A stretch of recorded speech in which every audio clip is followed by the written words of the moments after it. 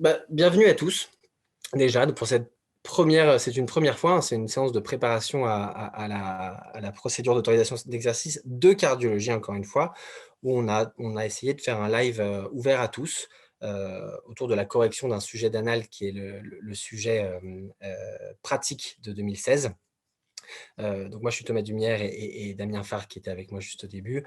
On va faire cette conférence. Tout d'abord, merci à tous parce qu'on a lancé un peu ce live très honnêtement comme ça pour essayer de sensibiliser les gens à notre méthodologie d'enseignement, sachant qu'on lance avec Damien une préparation aux EVC de cardiologie. On s'est dit que c'était pas mal de montrer aux gens notre façon d'enseigner.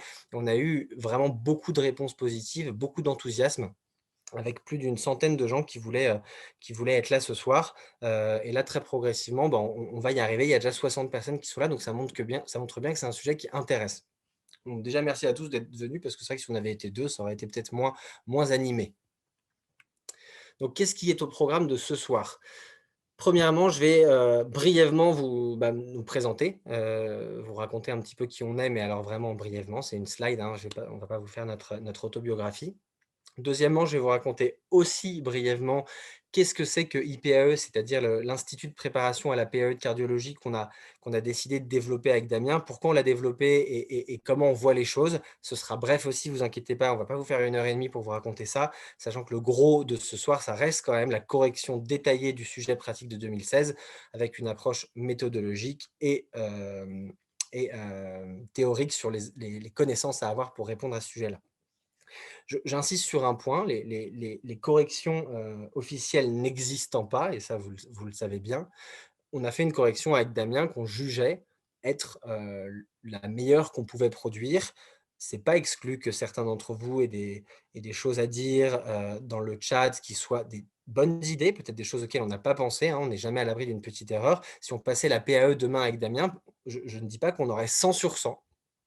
Je pense qu'on aura une note très correcte parce qu'on a quand même l'habitude de préparer les gens à la PAE, mais il y a toujours des petits points à grappiller à droite à gauche. Donc, encore une fois, cette correction ne fait pas foi, c'est une proposition.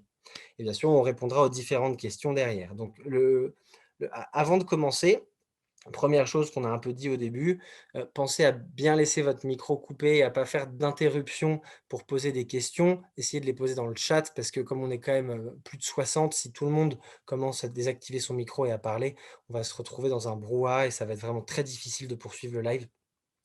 Donc n'hésitez pas en revanche à poser les questions dans le chat, hein, il est là pour ça et sachant qu'on est 2, c'est facile de regarder les questions qui passent. Si Damien, quand je parle, voit des réponses, des questions qui ressortent et qui sont, très pertinentes, il pourra m'interrompre pour qu'on discute de ça. La séance n'est pas enregistrée, elle est simplement enfin, elle est enregistrée uniquement elle sera disponible pour les gens qui sont inscrits à la préparation complète 2021 de notre prépa, donc elle ne sera pas en libre accès sur YouTube ou autre. C'est quelque chose à savoir. Alors brièvement, je vais commencer par me présenter et puis je laisserai Damien derrière se présenter.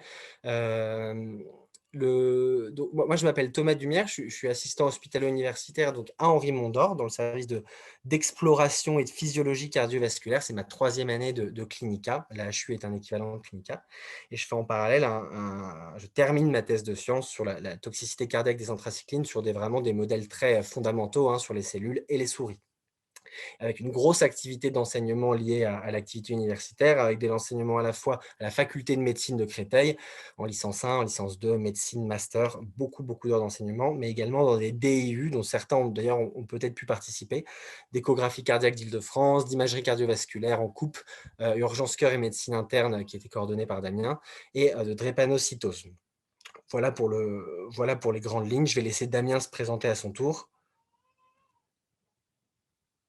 Merci. Alors oui, ça va pas être très long. On a des profils assez un peu similaires sur certains points avec Thomas. Donc moi, je suis chef de clinique en unité de soins intensifs de cardiologie, avec une activité clinique qui est centrée donc autour des urgences cardiovasculaires, et puis une activité de recherche et d'enseignement qui a été un peu centrée sur la maladie thromboembolique veineuse, le choc cardiogénique, la dysfonction droite. Alors, j'ai également, hein, comme Thomas, on a eu l'occasion d'enseigner ensemble, que ce soit à la fac de médecine ou dans des masters. Et puis, effectivement, je coordonnais le DU urgence cœur et médecine interne. Donc peut-être certains d'entre vous ont entendu parler, voire même peut-être sont inscrits, je l'ai pas vu. Voilà. Et pour sortir de ce côté très académique et universitaire, on a une grosse expérience maintenant qui commence à se faire en termes de préparation à l'ECN, donc au concours classant pour les étudiants en médecine français, sachant qu'on a on a accompagné Conférences Cartésia pour monter une préparation à l'ECN 100% en ligne il y a 2 ans maintenant, en construisant des maquettes assez innovantes, en recrutant énormément d'enseignants de qualité. Donc bien sûr, nous, on enseignait la cardiologie, mais tout ça pour dire que maintenant, on a plus de 1000 étudiants externes qui sont inscrits à ces enseignements-là. Et c'est pour remettre vraiment une couche sur le fait qu'on adore l'enseignement. Et c'est un peu au cœur de notre activité, qu'elle soit universitaire ou extra-universitaire. Alors, ensuite, attendez, j'enchaîne. Je suis désolé, vous allez peut-être entendre quelques petits bruits derrière d'un enfant qui pleure, parce que quand il se couche, il pleure un petit peu, mais voilà, c'est mon fils, il va très bien, ma femme s'en occupe. Ne vous inquiétez pas. Donc, je vais vous parler brièvement d'IPAE, c'est-à-dire l'Institut de préparation à la procédure d'autorisation d'exercice en cardiologie qu'on a décidé de développer avec Damien. Donc, tout ça, ça a du sens, ça fait un peu suite à nos différents parcours d'enseignement. Le concours de la PAE est calqué vraiment sur les anciennes modalités de l'examen classant national français, c'est-à-dire des questions rédactionnelles extrêmement structurées qui doivent faire appliquer une méthodologie très stricte. Et en fait, on a maintenant une grande expérience dans l'accompagnement des gens pour la PAE. On a tous les deux fait du coaching plutôt individuel de gens qui passaient la cardiologie à la PAE, soit de cette année, de l'année dernière et de l'année d'avant.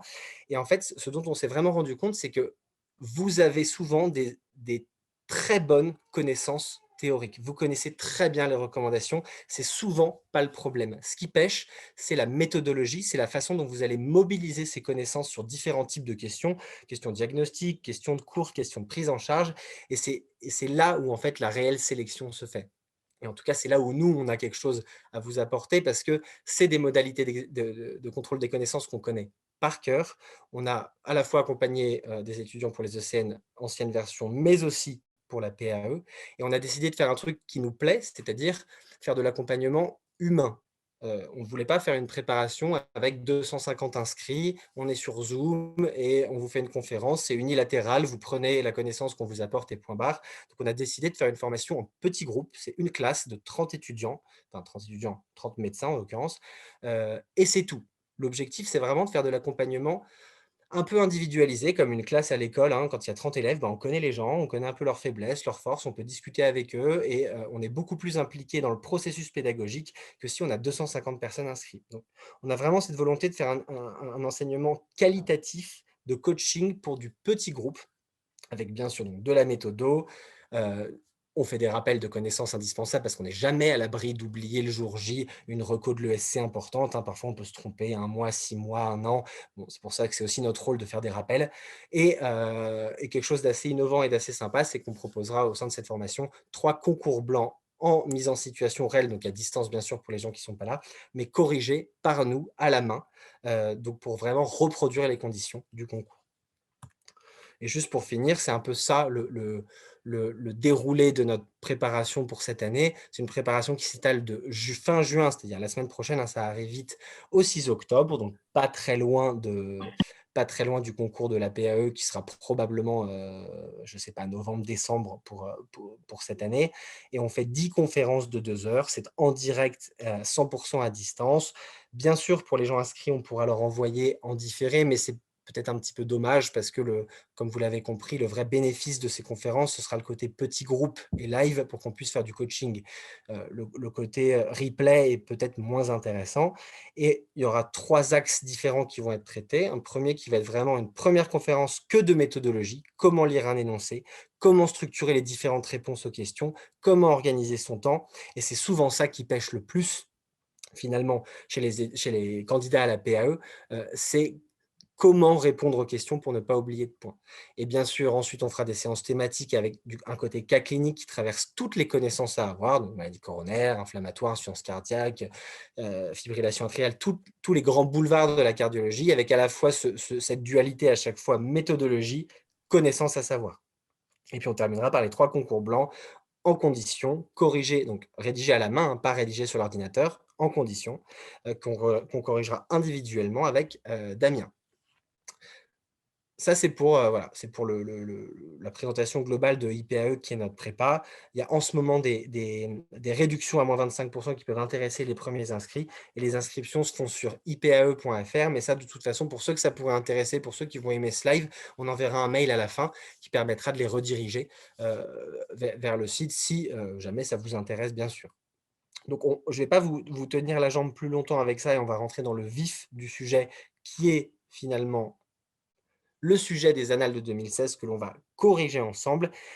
Et je vais essayer au travers de ce début de cas, et Damien fera la deuxième partie, mais déjà de vous montrer un petit peu les pièges classiques, les choses à faire et la structuration des réponses qui permet de maximiser le nombre de points. Encore une fois, il est possible qu'il y ait eu des petits oublis et si certains ont des suggestions intelligentes et qui voient que quelque chose manque, on sera ravis d'admettre qu'on a peut-être omis quelque chose, hein, avec grand plaisir.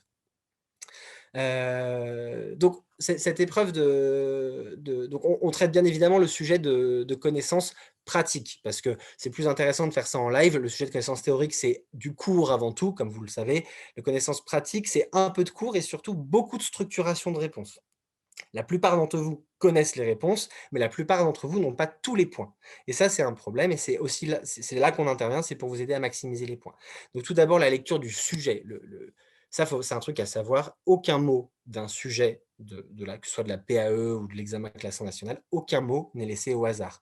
Tout est important. Donc il faut toujours commencer par une lecture analytique du sujet, avec un petit brouillon à côté, en notant toutes les informations clés que les différents éléments de l'énoncé appellent. Et c'est-à-dire, il va falloir regarder votre brouillon, ces choses que vous avez notées tout au long des questions après, pour être sûr que vous n'avez rien oublié. Et ça, c'est fondamental, parce que souvent, on se lance dans un sujet bille en tête à la question 16, on oublie en fait que le patient est diabétique, mal équilibré ou je ne sais quoi. Et en fait, si on n'a pas cette petite feuille de brouillon à notre gauche avec les éléments à ne pas oublier, eh ben, on peut se faire avoir, on peut perdre 2-3 points par-ci, par-là, en oubliant de faire une réponse complète. Donc là, l'énoncé est en plus très succinct. On a très peu d'infos. Une dame de 67 ans, diabétique mal équilibrée, pas d'antécédent familial contributif, ok. Urgence pour un essoufflement, c'est vague. Elle était suivie médicalement pour notion d'altération de la contraction du ventricule gauche, ok, c'est vague. Et elle a tout stoppé comme suivi depuis 3 ans, encore une fois, c'est vague. Donc qu'est-ce qu'on doit sortir comme information de cet énoncé? Eh bien, on doit sortir ça. Elle a 67 ans. 67 ans, elle n'est pas en âge de procréer, on ne va pas être embêté par les bêta-HCG. Elle n'a pas plus de 75 ans, a priori, on n'est pas dans un sujet gériatrique. Ça, c'est des choses importantes, hein. On vous fera des listes des points à ne pas oublier en fonction des éléments de l'énoncé. Elle est diabétique mal équilibrée, donc ça va appeler un tiroir de notions qu'il va falloir amener tout au long du cas. Il faut équilibrer le diabète, bien sûr. À un endroit du cas clinique, il va falloir équilibrer le diabète. Il va probablement falloir l'adresser ou prendre l'avis d'un diabétologue, normal. Il va falloir probablement rechercher des complications à un moment, micro-macrovasculaires, et surtout insister sur l'hygiène de vie dans ce contexte de diabète mal équilibré. Donc, avec simplement ces 3 mots, on a déjà 4 notions qu'il va falloir injecter probablement dans nos réponses. Pas d'antécédent, bon, ok. Elle vient pour un essoufflement. Un essoufflement, attention, moi je vois essoufflement, ça ne veut rien dire. Si vous avez votre étudiant, votre externe qui vient vous voir à l'hôpital pour vous dire la patiente est essoufflée, vous, votre première question, c'est elle est comment? Est-ce qu'elle tire? Est-ce qu'elle désature? Est-ce qu'il va falloir lui mettre beaucoup d'oxygène? Est-ce qu'il va falloir lui mettre de la VNI? Donc essoufflement, ça va être à préciser. Quelle est sa tolérance? Quelle est sa nécessité en oxygène? Est-ce qu'il y a urgence finalement? Elle était suivie pour une notion d'altération de la contraction. Donc manifestement, on s'oriente vers un sujet d'insuffisance cardiaque à FEVG préservé symptomatique. Bon, on a peu d'infos, mais ça a l'air d'être le contexte. Mais a stoppé tout son suivi cardiologique depuis 3 ans. Ça, c'est une notion clé. Elle a stoppé son suivi. Donc on est dans un cadre de trouble de l'observance. Il va falloir insister sur les notions d'éducation thérapeutique, d'information de la patiente. Et si on met beaucoup de médicaments, privilégier les associations fixes dont on sait que l'observance est meilleure.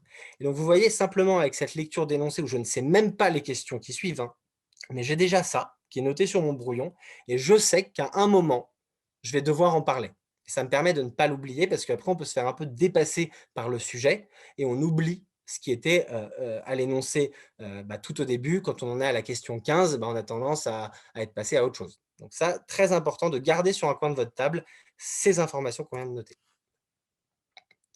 Donc première question, concernant la dysfonction ventriculaire gauche, quels paramètres auraient dû être surveillés régulièrement?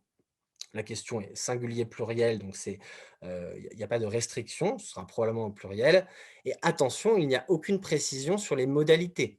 On ne parle pas d'échographie, hein. La question est globale. C'est concernant sa dysfonction ventriculaire gauche, qu'est-ce qu'on doit surveiller? Et là, il faut toujours essayer de se replacer dans le contexte clinique. En gros, quelle est leur question? Qu'est-ce que le correcteur veut nous faire dire? C'est: vous êtes en consultation et vous suivez un patient insuffisant cardiaque avec une dysfonction VG. En fait, à votre consultation, qu'est-ce que vous allez suivre? Qu'est-ce qui vous intéresse? Donc cette question est en fait assez large et il faut organiser sa réponse pour que le correcteur puisse trouver les points qui l'intéressent rapidement. Donc qu'est-ce qui va nous intéresser quand on suit un patient? Vous êtes en consultation, le patient arrive, il est insuffisant cardiaque. Bien évidemment, on commence par le commencement, entre guillemets: «Comment ça va?» Comment ça va? Est-ce qu'il est symptomatique? Quel est son stade NYHA? Est-ce que cliniquement, il a des signes de surcharge, notamment les œdèmes des membres inférieurs, turgescence jugulaire, tout ce que vous voulez, mais a priori, la question est assez large, donc on ne va pas vous attendre sur le côté œdème ou autre, on va vous attendre sur le côté signe d'insuffisance cardiaque. Comment le patient tolère les traitements? Et là, ils vous tendent un petit peu la perche dans l'énoncé en vous disant qu'elle a arrêté tous ses traitements. On ne sait pas pourquoi elle les a arrêtés. Heu, Soit elle n'était pas concernée par sa maladie, soit elle a des problèmes psy, soit elle a eu des effets secondaires qui l'ont fait arrêter. Donc bien sûr, ça vous tend la perche pour le mettre dans cette réponse. Comment la patiente tolère les traitements de l'insuffisance cardiaque? On sait que les gens peuvent être bradycardes, hypotendus, faire des lipothymies, donc bien évidemment, c'est à évaluer. Et ensuite, l'observance des traitements, ça paraît évident, mais c'est clairement à mettre dans cette réponse, d'autant plus qu'on vous présente une patiente qui a des troubles de l'observance. À chaque consultation, dans mon cas et je pense dans le vôtre aussi, quand vous voyez un patient en insuffisance cardiaque, vous lui demandez s'il prend bien ses traitements régulièrement. Ça tombe sous le sens, mais c'est certain qu'il y avait des points, des petits points, un ou 2 points qui étaient cachés sous ces notions-là et qui permettait de faire la différence entre, une question à 10 points où les gens ont 8 et où les gens ont 10. Sur le plan échocardiographique, ensuite, bien sûr, les fonctions ventriculaires, ça, je pense que tout le monde l'aurait dit, la FEVG, la FEVD, donc fonction ventriculaire gauche et droite. Est-ce qu'il y a des complications mécaniques de l'insuffisance cardiaque chronique, notamment les valvulopathies, hein, IM et IT fonctionnelles? Ça, je ne pense pas que ça aurait été coté dans cette réponse, mais pour moi, c'est quelque chose qui est important de surveiller. Et ensuite, je mets pression de remplissage et volémie en italique parce qu'on rentre dans des considérations qui sont pour moi vraiment au deuxième plan et je ne pense pas qu'il y ait des points là-dessus, mais moi, je l'aurais mis dans ma réponse à titre systématique. Et troisième point sur le plan biologique, bien sûr, hein, souvent les patients, quand ils arrivent en consultation de suivi annuel, biannuel, ils ont une prise de sang qu'on leur a demandé de faire. Ce qui nous intéresse beaucoup en cardiologie, c'est le rein, le foie, pour 2 raisons. Le retentissement de l'insuffisance cardiaque, première chose, et la tolérance des traitements qui peuvent à la fois avoir un retentissement hépatique ou un retentissement rénal. Et bien sûr, le peptide natriurétique, BNP ou NT-proBNP, qu'on a souvent tendance à surveiller dans l'insuffisance cardiaque chronique, même si ça ne change pas la face du monde. C'est vrai que si un patient a d'habitude 600 de NT-proBNP et que quand on le voit en consulte, il a 16 000, on est un petit peu embêté. Donc clairement, ça c'est la réponse complète. Maintenant, où étaient la majeure partie des points? C'est-à-dire si c'était une question sur 10, probablement que 8 points auraient été mis sur la FEVG et la clinique, c'est-à-dire le stade NYHA. Pourquoi? Parce que les recommandations de 2016, qui je pense vont être revues bientôt, sont extrêmement limpides. On voit bien que toute la prise en charge part des symptômes et de la reduced ejection fraction, donc de la fraction d'éjection abaissée, et qu'en fonction du suivi des patients, on réévalue les symptômes et comment ils définissent les symptômes dans les recos. Il y a le petit a qui est mis là, symptomatique égale NYHA classe 3. Donc, le stade NYHA est au cœur du suivi et la FEVG intervient à tous les stades du suivi. Donc, bien sûr, la majeure partie des points étaient sur NYHA, FEVG, mais celui qui a tous les points, c'est celui qui a notamment pensé à l'observance, celui qui a pensé peut-être à la prise de sang. Et je ne peux pas vous dire où étaient ces petits points-là, mais je peux vous dire qu'il y en avait, c'est sûr. Parce que ça permet un petit peu de sélectionner ceux qui sont allés au fond des choses dans cette première question. Alors, donc là, deuxième partie, il nous donne un petit peu plus d'informations. Pendant la consultation, aggravation progressive de l'essoufflement, on n'est pas dans un tableau aigu. L'apparition d'une dyspnée de repos depuis 8 jours, donc OK, tableau subaigu. Apyrexie, mot très important, hein, signe négatif, a priori, on n'est pas dans une infection.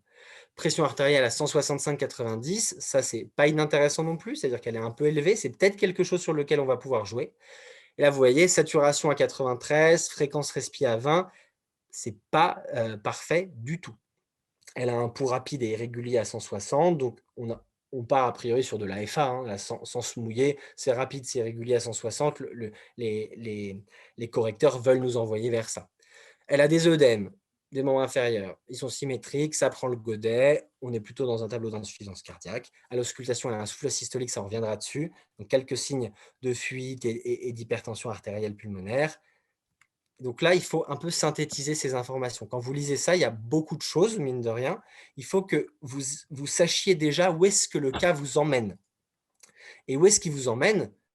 Vers un sujet d'insuffisance cardiaque en cours de décompensation subaiguë, on n'est pas dans quelque chose de brutal, avec une petite composante hypertensive qui n'a pas l'air d'être au premier plan, hein, 165/90, mais c'est quelque chose sur lequel on va peut-être pouvoir jouer. Baisser la post-charge pour mieux respirer, c'est quelque chose qui fonctionne très bien en cardiologie. Elle est limite sur le plan respiratoire, donc je sais déjà d'entrée de jeu que cette patiente, je ne vais pas la renvoyer à la maison. Elle a 93 de SAT, elle respire un peu vite, je vais devoir la garder. Et ensuite, manifestement, on a un facteur favorisant qui a l'air évident là sur l'énoncé. On pense tout de suite à de la FA rapide. Bon, ça, ce n'est pas une question qu'on vous pose. Ça doit être l'exercice que vous faites sur votre sujet, qui va très vite, hein, mais qui vous permet de cadrer le dossier pour savoir vers où vous allez. Comme ça, vous n'êtes pas surpris par la question d'après. C'est ça qui est important finalement. La question d'après, bah, bien évidemment, il nous montre le CG, hein. Il nous parle d'une fréquence cardiaque irrégulière à 160. On se doute qu'ils vont nous amener sur un électrocardiogramme. La lecture de l'électrocardiogramme, vous êtes tous cardiologues, vous savez tous lire des électrocardiogrammes et le diagnostic, dites-vous bien que vous l'avez tous. En revanche, vous allez perdre des points. Vous allez perdre des points sur le côté systématique de la lecture de l'ECG. Un ECG, ça se lit de façon très, comme vous l'enseignez vous-même à vos étudiants probablement, la fréquence cardiaque, le rythme, l'axe, les QRS, la repolarisation. Et là, il nous demande de façon très claire, c'est pas d'écrivez l'ECG, c'est quelles anomalies retenez-vous. Donc, ne perdez pas de temps en disant, par exemple, axe normal. D1 VF, on voit que c'est positif, bon, l'axe est normal. Ne perdez pas de temps à calculer l'axe avec le degré, sachant qu'il est normal, ce n'est pas une anomalie, il n'y aura pas de point dessus. Donc, axez-vous sur les anomalies. Et là, les anomalies, il y en a plusieurs. Vous voyez tout de suite que c'est de la fibrillation atriale, et peut-être que ça vous saute aussi aux yeux. On a des grands QRS. Attendez, je vais mettre mon pointeur pour qu'on voit mieux en laser. On a des grands QRS, on a des espèces d'ondes négatives en latéral, ça fait un peu pattern d'hypertrophie ventriculaire gauche électrique. Donc ça, je pense que la majeure partie des gens l'ont.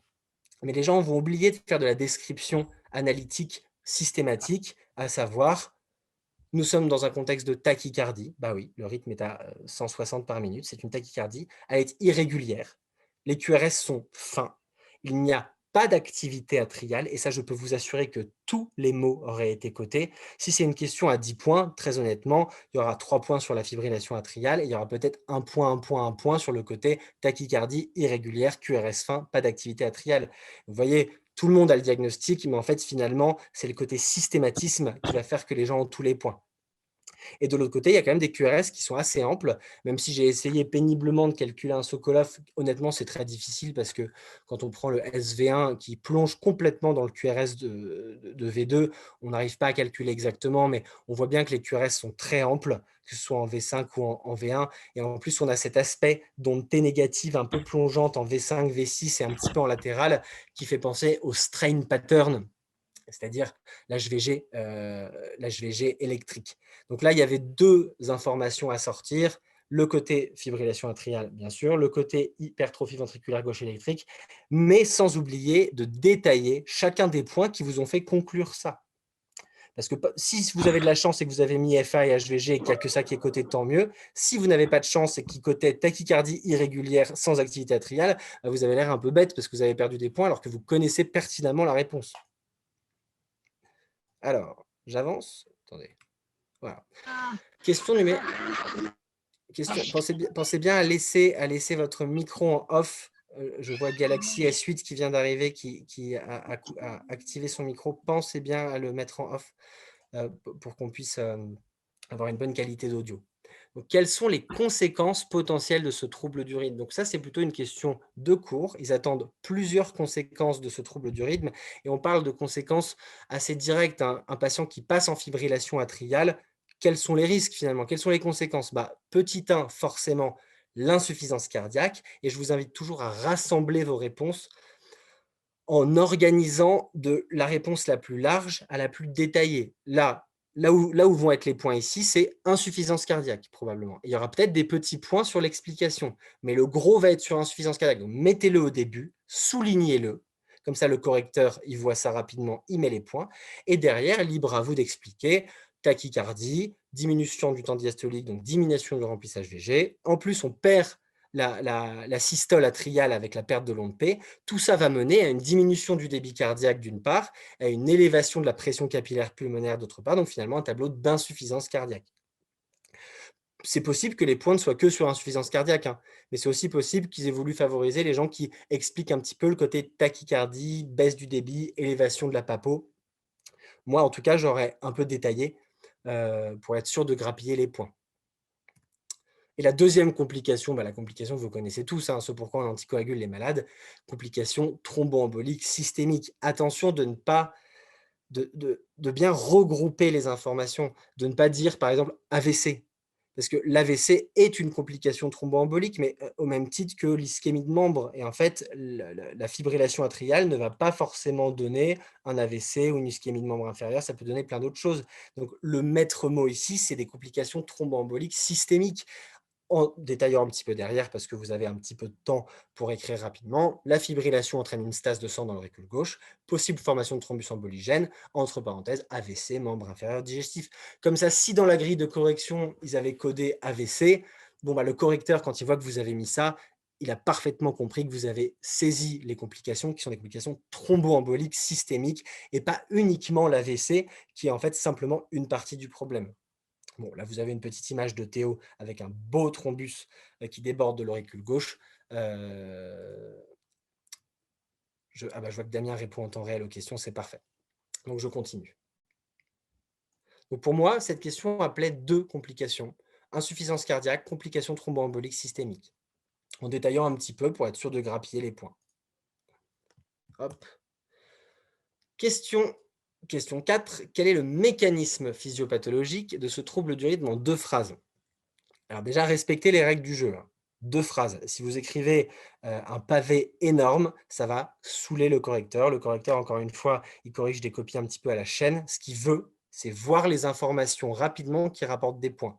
Et en plus, c'est un cercle vertueux parce que plus il va voir les informations vite qui codent des points, plus il va être prédisposé mentalement, ça reste des êtres humains, à aller chercher quelques petits points supplémentaires si s'il y a des petits points qui cotent en plus, il va être plus prédisposé à chercher. S'il a un pavé de 25 lignes informes où les informations sont diluées, il va lire, essayer de trouver les points. Ce n'est pas exclu qu'il passe à côté d'un petit point parce que vous ne l'avez pas aidé. Donc là, il veut 2 phrases qui expliquent la physiopathologie de la fibrillation atriale. Donc, on va faire 2 phrases. Quelles sont les 2 phrases qui me semblent importantes? C'est une tachycardie supraventriculaire. OK. Pourquoi? Ça fait suite à la dépolarisation, donc un mot-clé, rapide, mot-clé, anarchique, mot-clé, plus de 300 par minute, 400 par minute, parfois 600 par minute, l'oreillette fibrile. De multiples foyers ectopiques au niveau du myocarde atrial. Vous avez localisé le problème. Le problème ne vient pas des ventricules, ne vient pas du nœud, ça vient du myocarde atrial. Bon, là, j'ai mis entre parenthèses le plus souvent région des veines pulmonaires parce que par argument de fréquence, c'est ça. Je ne sais pas si ça aurait été coté, mais si vous le savez, je pense que c'est bien de le mettre. Se traduisant mécaniquement par une perte de la contraction atriale. Mais à mon sens, quand on a dit ça, on a expliqué la genèse de ce trouble du rythme, mais on n'a pas expliqué pourquoi on a une tachycardie irrégulière à QRS fin qui est viable. Pourquoi on arrive à survivre en fibrillation atriale? C'est grâce à notre nœud auriculo-ventriculaire qui a une période réfractaire, heureusement d'ailleurs, parce que sinon on passerait en tachycardie à 600 par minute et on serait instantanément mort. Donc, c'est pour ça que j'ai rajouté cette deuxième phrase. La conduction vers les ventricules est ensuite irrégulièrement ralentie grâce à la période réfractaire d'une EAV. Comme ça, en 2 phrases, j'ai bien compris que j'avais une tachycardie qui naissait de l'oreillette, due à de la dépolarisation rapide et anarchique, et que ça se traduisait par une tachy irrégulière, mais plus lente, grâce à la période réfractaire du nœud. Pour moi, un correcteur qui lit ça, il a compris que là, vous aviez pigé. Vous pouvez effectivement développer un petit peu plus, hein. Je ne sais pas exactement ce qui aurait été coté. Le côté micro-réentrée, là, je vois Brahim qui dit, micro-réentrée, oui, oui, c'est un terme que vous pouvez bien évidemment dire. Le côté dépolarisation rapide et anarchique, pour moi, englobe ce côté un petit peu, on est dans un phénomène extrêmement, complexe et anarchique avec dedans des micro-réentrées qui vont participer. Honnêtement, mettez-le si vous l'avez sous le coude, ce terme clé. Je ne sais pas s'il y aura des points dessus, mais mettez-le.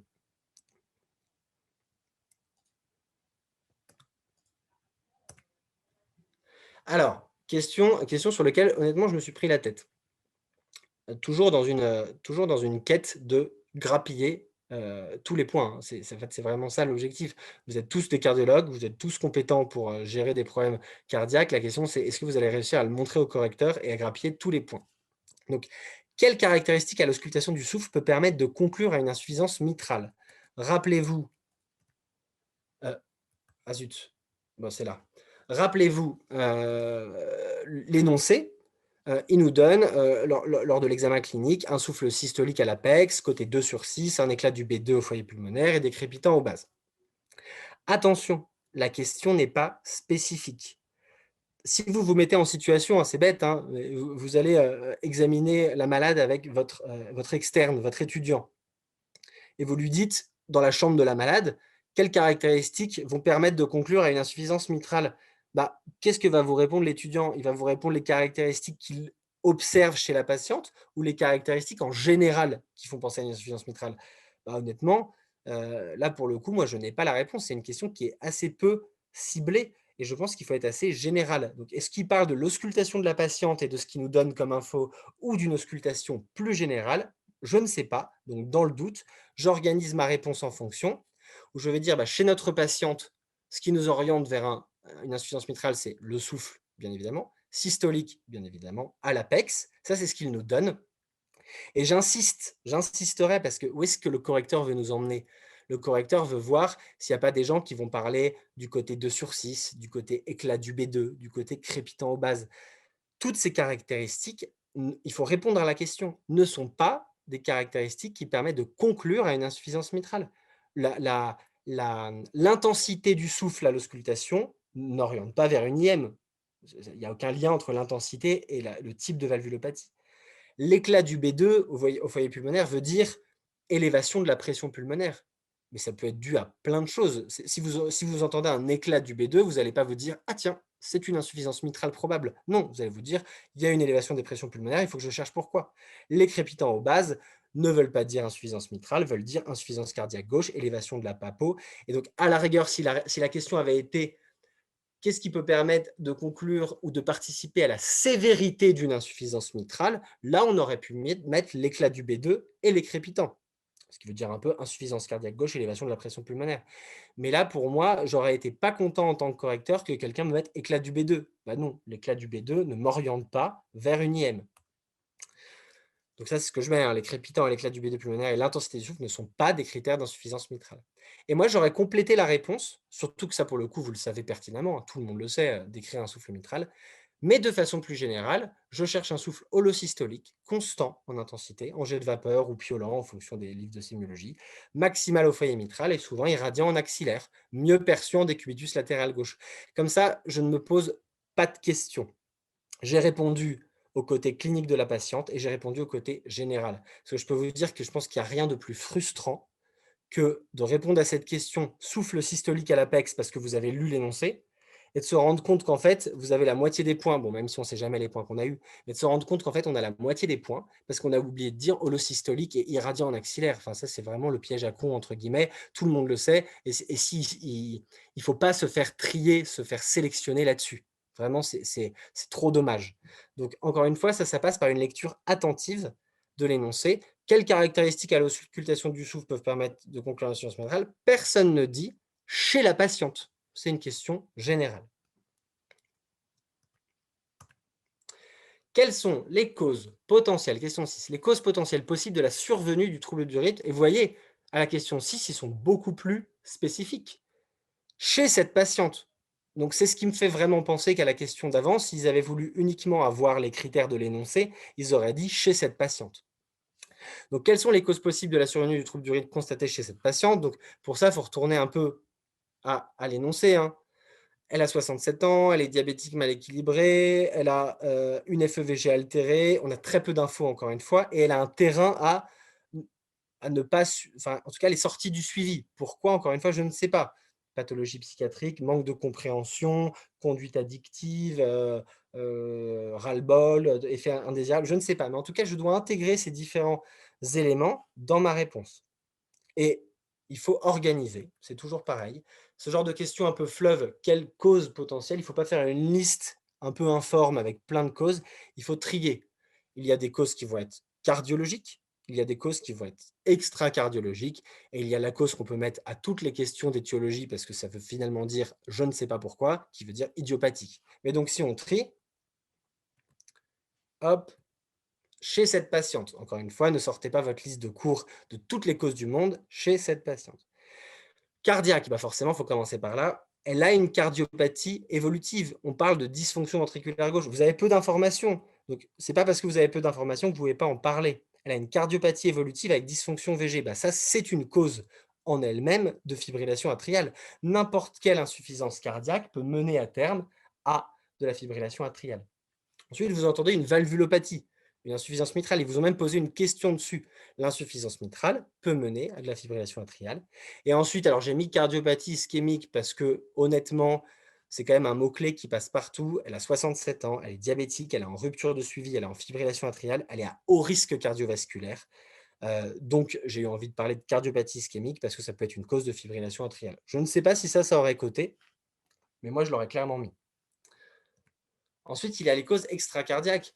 On a très peu d'infos, encore une fois. Ils nous disent elle est diabétique de type 2, en rupture de suivi. Bon, OK, elle a un terrain endocrinien. Peut-être qu'elle est qu'elle est hyperthyroïdienne de plus. Donc, c'est une cause potentielle à chercher chez cette patiente. Ensuite, tous les désordres hydroélectrolytiques, ça vaut pour tous les patients du monde. Ils nous disent chez cette patiente, mais n'importe quel patient du monde peut passer en FA sur une hypokaliémie. Je ne sais pas, moi, elle est je ne connaîtrais pas la raison. Si ça se trouve, elle a vomi, elle est déshydratée, je ne sais pas. Ensuite, il y a des choses peut-être un petit peu plus techniques. Peut-être que ça aurait été codé avec des points parce qu'il nous donne cette information. Il nous parle d'un éclat du B2. Et l'éclat du B2, on ne l'a pas utilisé, cette information. Pour l'instant, on ne l'a pas utilisé. Et ça, c'est toujours embêtant. Moi, je déteste quand il y a des termes dans l'énoncé qui décrivent des situations et que je ne les utilise pas dans mes réponses. Il nous parle d'un éclat du B2. L'éclat du B2 au foyer pulmonaire, c'est quoi? C'est l'élévation de la pression pulmonaire. Encore une fois, on a très peu d'informations sur cette patiente. Si ça se trouve, elle a une maladie pulmonaire chronique. Je sais pas, un cœur pulmonaire chronique sur du tabac, sur je ne sais quoi. Elle a un syndrome d'apnée du sommeil avec un retentissement droit, je ne sais pas. Mais on sait que toutes les maladies pulmonaires avec retentissement droit sont pourvoyeurs de FA. Donc moi, clairement, je l'aurais mis. Et peut-être que ça aurait été des petits points annexes à grappiller parce qu'ils vous donnent encore une fois cette information de l'éclat du B2 au foyer pulmonaire et que cette information, on ne l'a pas utilisée. Et alors ça, je le mets, l'exogénose et l'alcoolisme. Très honnêtement, j'y crois moyen. C'est juste qu'il nous donne un terrain d'une patiente qui a tout arrêté en termes de suivi et on n'a aucune info en plus. Donc peut-être qu'il y a un terrain d'addiction qui complique le suivi, je ne sais pas, mais en tout cas, je pense que c'est bien d'en parler parce que c'est bien de le rechercher à l'interrogatoire, voir un petit peu le contexte social de la patiente si elle n'a pas des conduites addictives. Alors, je regarde juste les questions en même temps. De toute façon, Damien, tu me coupes hein, s'il y a des questions auxquelles il faut que je réponde en direct. Clairement.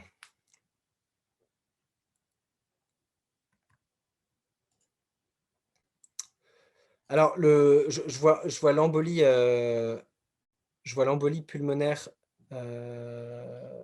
Je vois l'embolie pulmonaire pas citée. C'est pas une mauvaise remarque parce que c'est vrai qu'on sait que les gens qui font des embolies pulmonaires assez cognées, ça va être pourvoyeur de tachycardie sinusale le plus souvent et parfois, éventuellement, s'il y a un retentissement droit important avec une dilatation atriale, potentiellement de l'AFA. Mais ce n'est pas un pattern classique d'embolie pulmonaire et le correcteur vous emmène dès le début sur un tableau subaigu d'un patient insuffisant cardiaque chronique avec manifestement une décompensation sur NFA rapide. Donc, je ne vous dis pas que c'est scandaleux de le mettre, mais alors vraiment, moi, en tant que correcteur, j'aurais dit oui, ok, l'embolie pulmonaire, pourquoi pas. Mais je ne l'aurais pas cherché chez cette patiente en première intention, clairement.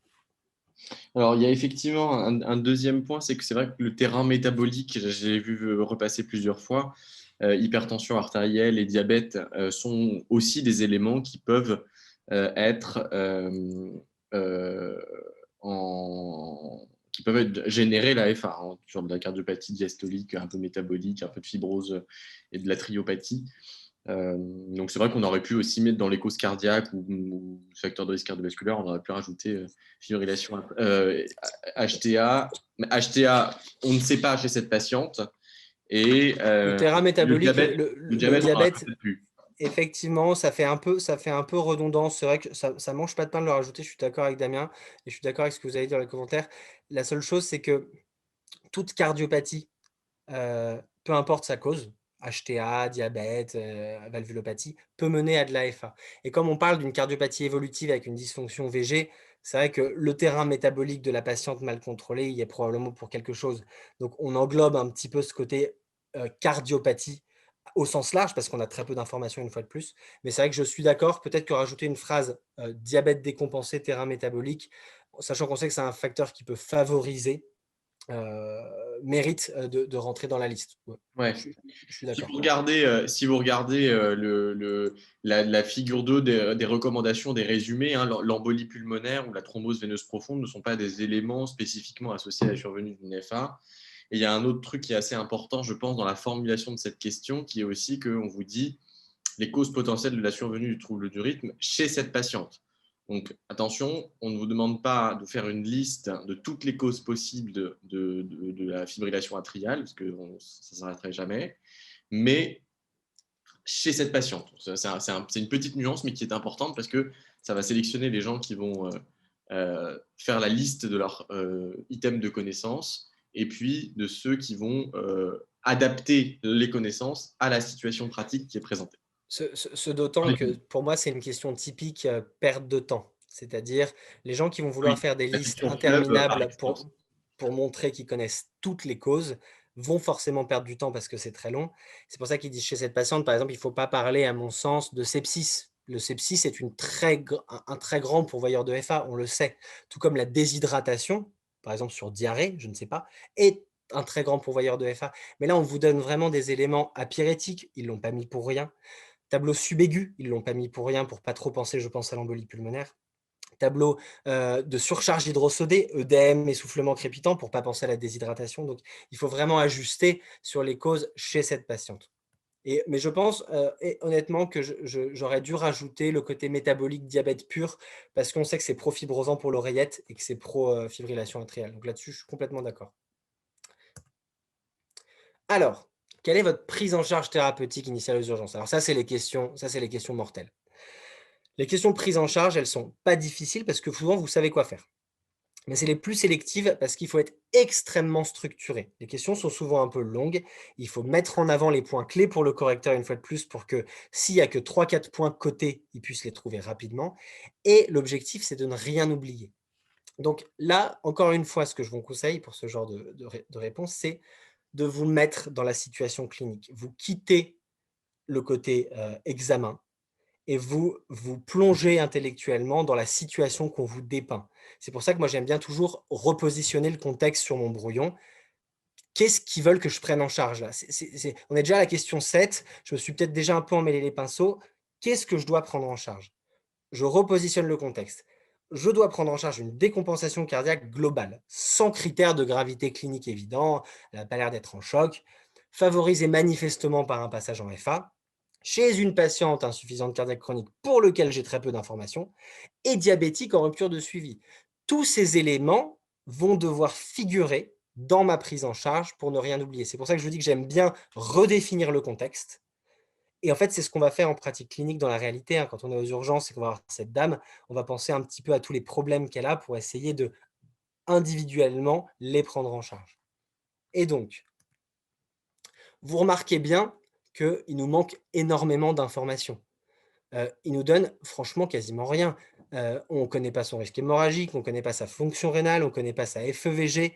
Donc forcément, c'est là où il faut se douter que les correcteurs n'attendent pas un détail de réponse extrême. Ils ne vont pas attendre le 5 milligrammes x 2 d'Eliquis, machin. Non, parce qu'on n'a pas toutes ces informations. Ils vont attendre des grands axes de prise en charge pour bien comprendre, pour bien voir que vous avez pigé. À l'inverse, s'il nous avait donné plein de détails, le score Asbled, la prise de sang, les créates et tout, là, on aurait pu penser qu'ils attendaient beaucoup de détails. Mais là, ce n'est pas le cas. Il va falloir en parler, hein. Quand on n'a pas des informations, c'est quelque chose qu'il faut discuter dans la réponse en disant: «Cela on va faire ça en fonction du risque hémorragique», par exemple. Donc ça, je vais revenir dessus. Les questions prises en charge sont toujours un peu formulées pareil. Et ça, c'est encore une fois, vous vous plongez dans la situation, vous êtes aux urgences, vous voyez cette dame, voilà, elle vient d'être admise par l'infirmière. La première question, c'est: «Qu'est-ce que je fais de la patiente?» Avant même de dire: «Oui, je vais lui mettre du Lasix, machin». Non, qu'est-ce que j'en fais? En fait, je la vois, qu'est-ce que j'en fais? Est-ce qu'elle est, hyper rassurante, 100 de SAT, elle va très bien, bon, bah, je la laisse, assise en salle d'attente.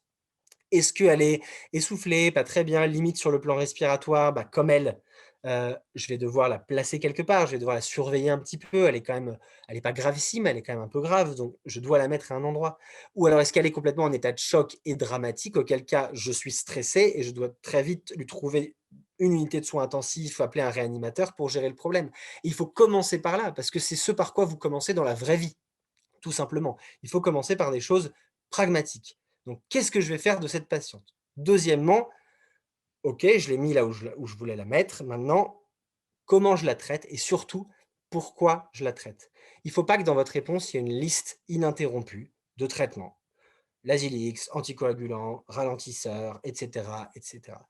Vous êtes vous devez synthétiser parce que c'est là que les points vous attendent. Vous allez vouloir prendre en charge l'insuffisance cardiaque. Vous allez vouloir prendre en charge la fibrillation atriale. Vous allez vouloir prendre en charge le diabète déséquilibré. Et ça, il faut que ce soit en énorme parce que c'est possible qu'il y ait simplement le maximum des points sur la grande case, c'est-à-dire, heu prévention thromboembolique et ralentissement de la FA. Ça se trouve, il n'y a que ça qui va être coté. Et pourquoi c'est probable? Parce qu'on a très peu d'infos, encore une fois. Il ne nous donne aucun détail. Ensuite, qu'est-ce que je vais surveiller? Et ça, on va voir ensemble qu'il ne faut pas faire des listes tiroirs où vous perdez un temps fou. En général, quand je corrige des sujets blancs, les gens mettent des tiroirs dans tous les sens avec la bio, le truc. Ça fait finalement genre 10 lignes de surveillance que personne ne va lire et vous perdez un temps fou. Il faut que la surveillance soit ciblée. Et ensuite, anticipation de la suite. Bah oui, si vous êtes aux urgences avec votre patiente, que vous avez commencé des traitements, vous n'allez pas rentrer chez vous en disant: bon, bah super, elle va rester là pendant 6 mois. C'est où est-ce qu'elle va? Est-ce qu'elle va à la maison? Est-ce qu'elle va dans un service, soins intensifs, salle conventionnelle, réa? Il faut anticiper tout ça. Donc, la prise en charge aux urgences. Premièrement, qu'est-ce que j'en fais? Bah, elle est limite sur le plan respiratoire, elle est très tachycarde, donc clairement, elle ne va pas rentrer à la maison. J'ai envie là de l'installer sur un lit scopé. C'est plus classe. Elle est à 160 de fréquence cardiaque, à 93 de SAT. J'ai un peu envie de surveiller tout ça. Donc, je l'installe au scope. Je la mets en position demi-assise pour diminuer un petit peu les pressions pulmonaires et aider à l'oxygénation. Voilà. Bon, elle n'est pas en grande détresse respi, mais ça va quand même probablement l'aider. Je lui pose une voie veineuse périphérique pour les traitements que je vais administrer. On n'est pas dans une situation de cathéter central, on n'est pas dans tout ça. La prise en charge, donc là, on organise. Petit 1, elle est en insuffisance cardiaque. Petit 2, elle est en fibrillation atriale rapide. Bien sûr, l'un est lié à l'autre. Petit 3, elle a un diabète déséquilibré dont on nous parle depuis la première question, enfin depuis le premier énoncé. Donc, comment je gère le côté insuffisance cardiaque, surcharge hydrosodée? Petit 1, je lutte contre l'hypoxémie, je lui apporte de l'oxygène. Elle n'est pas catastrophique sur le plan respiratoire, vous l'avez bien vu, elle a 93 de SAT, elle a 20 de fréquence respi, probablement que lunettes ou masque pour commencer, avec une saturation à plus de 94 va largement suffire. Je ne pense pas qu'on attende ici l'escalade thérapeutique de la VNI et de l'intubation. Si vous avez un peu de temps de mettre en cas de dégradation, nous discuterons la VNI, oui, pourquoi pas, mais je pense que là, c'est pas la prise en charge initiale, sachant qu'elle va plutôt bien. Elle est en surcharge d'hydrosodé, donc je parle de ce que je fais, déplétion hydrosodée, comment je le fais? Par des diurétiques de Lens, furosémide IVD, je ne mets pas de posologie. Pourquoi? Parce qu'encore une fois, je trouve que la question est vague, on a peu d'informations. Je ne suis même pas sûr que le furosémide soit coté, je pense que le côté déplétion est coté. Souvenez-vous, dans votre petit brouillon, elle avait une tension qui est un peu supérieure à la normale, autour de 165, bon, autour de 17 de tension, quoi. On peut l'aider un petit peu à ce niveau-là, probablement rapidement, en baissant un petit peu la post-charge ventriculaire gauche, notamment par vasodilatateur. On peut l'aider sur le plan respiratoire assez rapidement. Je ne pense pas qu'il y ait beaucoup de points là-dessus, mais il nous donne une tension élevée, une pression artérielle élevée, donc autant l'utiliser à ce niveau-là. Ensuite, la fibrillation atriale. J'aime bien toujours dire pourquoi je fais ce que je fais, moi, dans ces sujets-là. On est dans une fibrillation atriale rapide, a priori de plus de 48 heures, en tout cas, on ne sait pas la dater.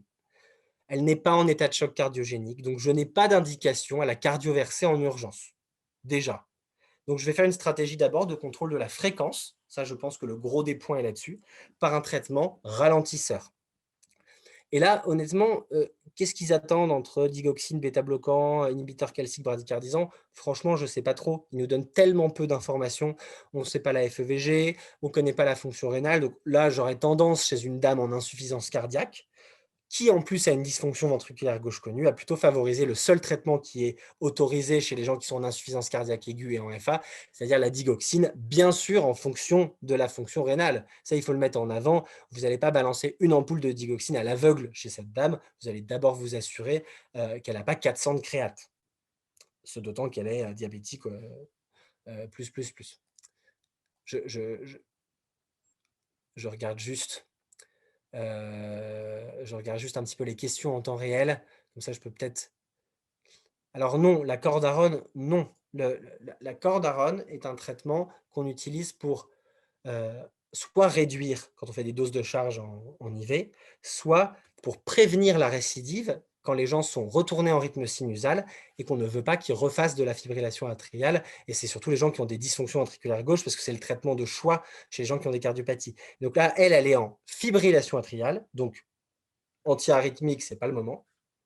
Et elle n'est pas en choc, donc on n'a pas d'indication à la cardioversée en urgence. Et c'est même dangereux, hein, parce que si ça se trouve, cette dame qui a haut risque thromboembolique, elle a un gros thrombus dans l'auricule gauche. Là, elle arrive tranquillement aux urgences, elle n'est pas catastrophique, hein, elle ne va pas si mal, vous allez lui mettre un peu d'oxygène, ça va bien se passer. Et si vous lui mettez une grosse dose IV de cordarone et que vous la réduisez, si ça se trouve, elle va faire l'AVC, alors qu'il n'y avait pas d'urgence à la réduire. Donc d'abord, on la ralentit. Pourquoi? Parce qu'on est beaucoup plus efficace sur le plan hémodynamique à 110 de fréquence cardiaque qu'à 140 de fréquence cardiaque. N'hésitez pas, là je me rends compte en le lisant que j'ai oublié de donner l'objectif, idéalement de la ralentir avec une fréquence cardiaque en dessous de 110 par minute. C'est le must. Je pense que c'est même important de le mettre. Ensuite, deuxième grand axe, prévention du risque thromboembolique. C'est une patiente qui a un risque thromboembolique, elle a un Schatz de Vasque à 4. Et là, vous ne pouvez pas dire beaucoup plus. Probablement qu'on va débuter une anticoagulation par anticoagulant redirect, probablement, mais on n'a même pas sa créate. On n'a même pas son risque hémorragique. On a quelques bribes d'informations un peu nulles. Donc là, moi, j'ai tendance à bien rappeler. On va anticoaguler probablement par un AOD. Possible d'entrée de jeu si la fonction rénale le permet, après une évaluation du risque hémorragique. On peut même rajouter après balance bénéfice-risque, hémorragique, risque thromboembolique. Après, elle a 67 ans, elle n'a pas l'air d'avoir beaucoup d'antécédents, elle a haut risque thromboembolique, donc clairement, cette dame, elle va être anticoagulée. Mais il faut que le correcteur voit que vous avez pesé, vous vous êtes dit, tiens, j'ai besoin de la créate et j'ai besoin de son risque hémorragique, et sans ça, je ne sais pas quoi faire. Honnêtement, moi, je ne peux pas mettre, je mets un rivaroxaban, je n'en sais rien. Donc, je l'anticoagule probablement par AOD en fonction de la fonction rénale, en fonction du risque hémorragique. Le diabète déséquilibré, donc bien sûr, ça, ils en parlent depuis le début, un protocole d'insuline rapide à adapter à la glycémie capillaire. Et donc maintenant, qu'est-ce qu'on va, surveiller? La surveillance, pour avoir tous les points, La surveillance va concerner tous les points thérapeutiques que vous avez soulevés. On lui met de l'oxygène. Donc, je veux surveiller la saturation. On la déplète. Donc, je veux surveiller la diurèse. On va essayer de baisser la post-charge peut-être avec des vasodilatateurs. Je surveille la pression artérielle. Je débute un traitement ralentisseur. Je surveille la fréquence cardiaque et le rythme. Et je surveille la glycémie si elle a un diabète très déséquilibré. La question est très ciblée sur la prise en charge thérapeutique initiale aux urgences. Donc, je m'arrêterai là. Mais pour être vraiment ceinture et bretelles, c'est vrai que j'ai souvent tendance sur ces questions de FA, après avoir écarté une cause aiguë réversible, à savoir l'hypokaliémie notamment. Mais on n'est plus dans du thérapeutique pur, c'est juste pour montrer que vous avez toujours ça en tête, qu'il faut toujours écarter la cause facile. Voilà, si elle a 2 de kaliémie, ben, on la supplémente, le problème est réglé. Donc ça effectivement, même si c'est pas forcément la question ici, je l'aurais rajouté pour montrer que c'est quelque chose que j'ai bien intégré. Et la suite, bien sûr, une fois qu'elle est à peu près stabilisée chez vous aux urgences, elle ne va pas y rester. Donc il faut appeler le cardiologue, de garde ou le cardiologue d'astreinte, je ne sais pas, pour la transférer et la suite de prise en charge. Cette patiente n'a pas forcément besoin d'aller en musique, hein, elle n'est pas catastrophique, mais il faut qu'elle soit dans une unité de cardiologie pour discuter l'adaptation des traitements, la reprise du suivi cardiovasculaire, la réduction de sa fibrillation atriale éventuellement. Alors, une fois la thérapeutique instituée aux urgences, la patiente est hospitalisée en cardiologie. Donc ça, ils vous tendent la perche, ça veut bien dire qu'il fallait l'anticiper avant et l'emmener en cardiologie. Mais son état clinique se dégrade. Bon, bah zut, c'est-à-dire que ce qu'on a fait ne fonctionne pas. Dans les 24 heures qui suivent l'admission. Et là, la question, quels sont les arguments cliniques, il faut lire tous les éléments bien de l'énoncé, à rechercher en faveur d'un choc cardiogénique. Donc, pour ces questions-là, et ça c'est ce que j'ai souvent dit à l'étudiante que j'ai eue cette année pour la PAE, toujours redéfinir les termes. C'est une question qui est assez courte, entre guillemets. Je redéfinis rapidement ce qu'est un choc cardiogénique. Avant de me lancer dans des listes, je définis ce que je suis en train de réaliser. C'est simple, le choc cardiogénique, on est dans une situation de déséquilibre entre les besoins en oxygène périphérique et les apports, en lien avec une diminution du débit cardiaque, avec une altération de la fonction de la pompe. Ça, c'est le choc cardiogénique. Donc, qu'est-ce que je vais chercher comme argument clinique? Eh bien, je vais chercher des signes d'hypoperfusion périphérique, associés à des signes d'instabilité hémodynamique. Parce que c'est finalement l'association d'instabilité hémodynamique liée à l'insuffisance de la pompe et de l'hypoperfusion périphérique qui vont me faire dire, moi, clinicien, zut, ce patient est en choc, je dois prendre les mesures adéquates. Donc, il y a d'abord des critères hémodynamiques et ensuite des critères d'hypoperfusion. L'hémodynamique, c'est des choses que vous connaissez. L'hypotension, bien sûr, pression artérielle systolique à moins de 90 mm de mercure. Ça, les critères sont très bien définis dans les recos, je vous les montrerai après. Attention, l'hypotension n'est pas obligatoire, elle est fréquente. Une tension, c'est quelque chose qui est labile et les patients ne sont pas tous égaux. Pour certains, 95 mm de mercure va être suffisant pour générer une situation de choc. Pour d'autres, à 70 mm de mercure de pression systolique, ils vont être en forme, notamment chez les gens insuffisants cardiaques chroniques avec des dysfonctions VG sévères. Souvent, ils ont des tensions très basses et ils ne sont pas en choc. Donc, en aucun cas, ce sont des critères qui doivent être pris isolément. Donc, la pression basse, la tachycardie, bah oui, un cœur pour compenser la perte de débit va tenter de battre plus vite pour maintenir les apports. Sous-entendu aussi que les patients ne sont pas bêta-bloqués, ralentis et tout ça, mais ça, à la rigueur, ce n'est pas la question. Une fréquence cardiaque à plus de 120 par minute. Ensuite, on a souvent tendance, et je ne pense pas qu'il y aurait eu vraiment des points là-dessus, mais le pincement de la différentielle tensionnelle, c'est-à-dire la pression pulsée basse, est souvent un signe de dégradation hémodynamique. Ça, il n'y a pas vraiment de cut-off, c'est plus quelque chose. Tout comme l'élargissement de la différentielle est un signe de sepsis ou d'insuffisance aortique, la pression pulsée basse, c'est plutôt un signe d'instabilité hémodynamique. Ensuite, il y a les signes d'hypoperfusion, et ça, il ne faut rien oublier. Il faut faire très attention, il ne faut rien oublier. Et pour ne rien oublier, il faut être un peu systématique, c'est-à-dire le cœur, il pompe vers où? Et là, vous partez du haut et vous descendez vers le bas. En haut, il y a quoi? Il y a le cerveau. L'hypoperfusion cérébrale, ça va être la confusion, plus ou moins l'hypothymie, voire même syncope, mais quand même syncope, c'est un peu extrême. L'hypoperfusion peut être digestive, avec nausées, vomissements, douleurs abdominales, diarrhée. L'hypoperfusion peut être rénale, bien évidemment, anurie ou oligurie. Ça, il faut le quantifier. Une oligurie, c'est une définition. moins de 0,5 ml/kH. Et l'hypoperfusion peut être périphérique et c'est souvent ce qui nous saute aux yeux, nous, en tant que cliniciens. On voit le patient qui arrive, il a une petite tension, OK, il est peut-être un peu foufou, un peu confus. On regarde, on voit ses genoux, ils sont froids, il y a des marbrures partout, il a un temps de recoloration allongé à plus de 3 secondes. Ce malade est en choc.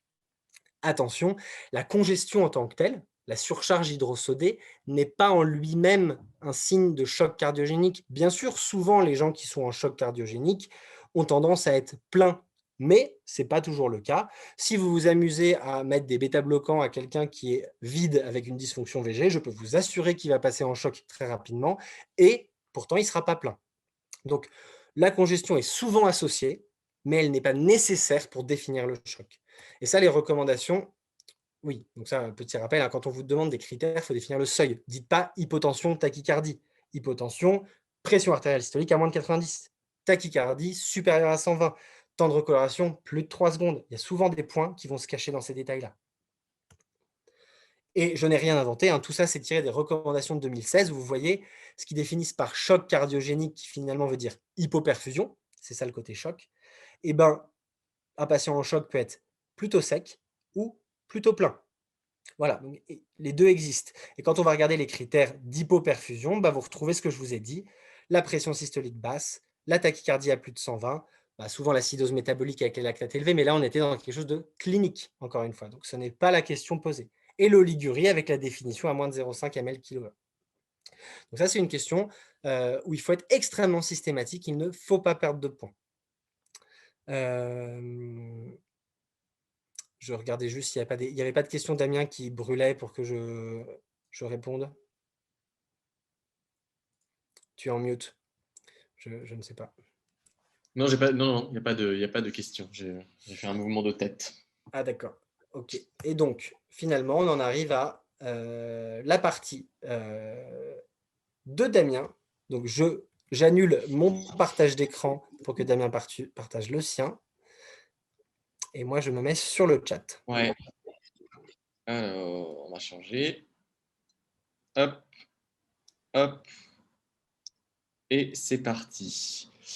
Alors, donc effectivement, on va continuer avec la deuxième partie. Et donc cette question, quel traitement urgent est à proposer à cette patiente si un choc cardiogénique survient? Alors, deux éléments importants. Premier élément, c'est que votre question est au singulier. Si la question est au singulier, ça veut dire qu'il faut donner un traitement. Donc, ça veut dire que dans votre réponse, vous devrez avoir un seul traitement qui doit être présenté au correcteur comme étant l'élément central de votre réponse, l'élément central de votre prise en charge. Donc ça, c'est impératif que vous ayez dans votre tête cette réponse-là. Et ensuite, par contre, vous voyez que c'est une question fleuve parce qu'on vous dit détaillé. On ne vous donne aucune indication supplémentaire, on vous dit détaillé. Donc ça, c'est important parce que ça veut dire que vous allez devoir, d'une part, mettre en avant un élément de la prise en charge et d'autre part, détailler de manière rigoureuse et sans oublier des détails les modalités de la mise en œuvre de ce traitement en pratique.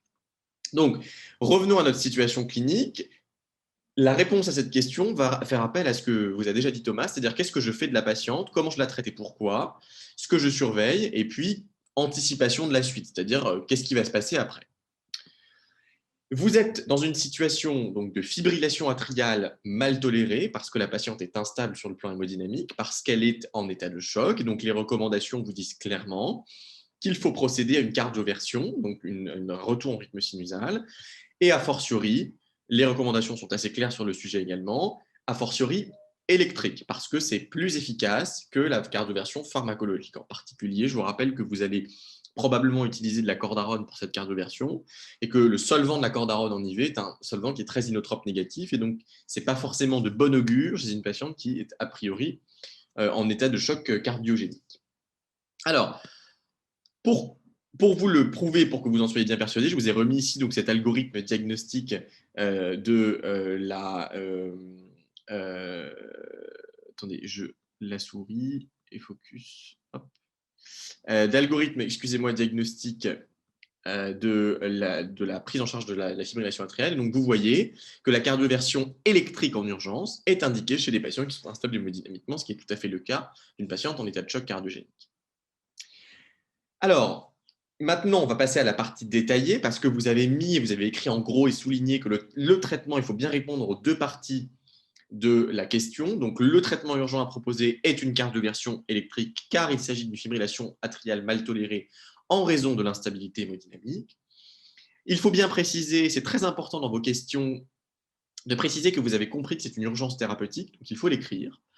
De mettre la patiente, on ne sait pas très bien ce que vous disiez de Thomas tout à l'heure, c'est qu'il y a un peu de flou qui est entretenu. Donc là, vous savez qu'elle est en cardio, mais on ne sait pas très bien si elle est en salle ou en USIC. Donc, si vous ne savez pas où elle est, vous précisez que vous avez compris que cette patiente doit être dans un milieu réanimatoire, que ce soit des soins intensifs, de la réanimation ou une SSPI, mais en tout cas, il faut que le mot soins intensifs ou réanimation apparaisse dans votre copie.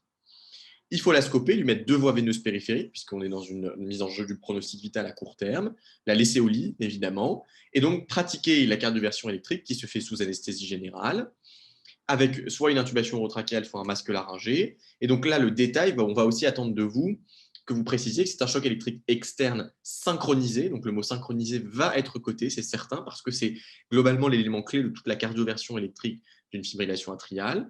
Antéro-postérieur, postéro-latéral, peu importe, 250 à 200 joules. Le tout se fait sous anticoagulation curative.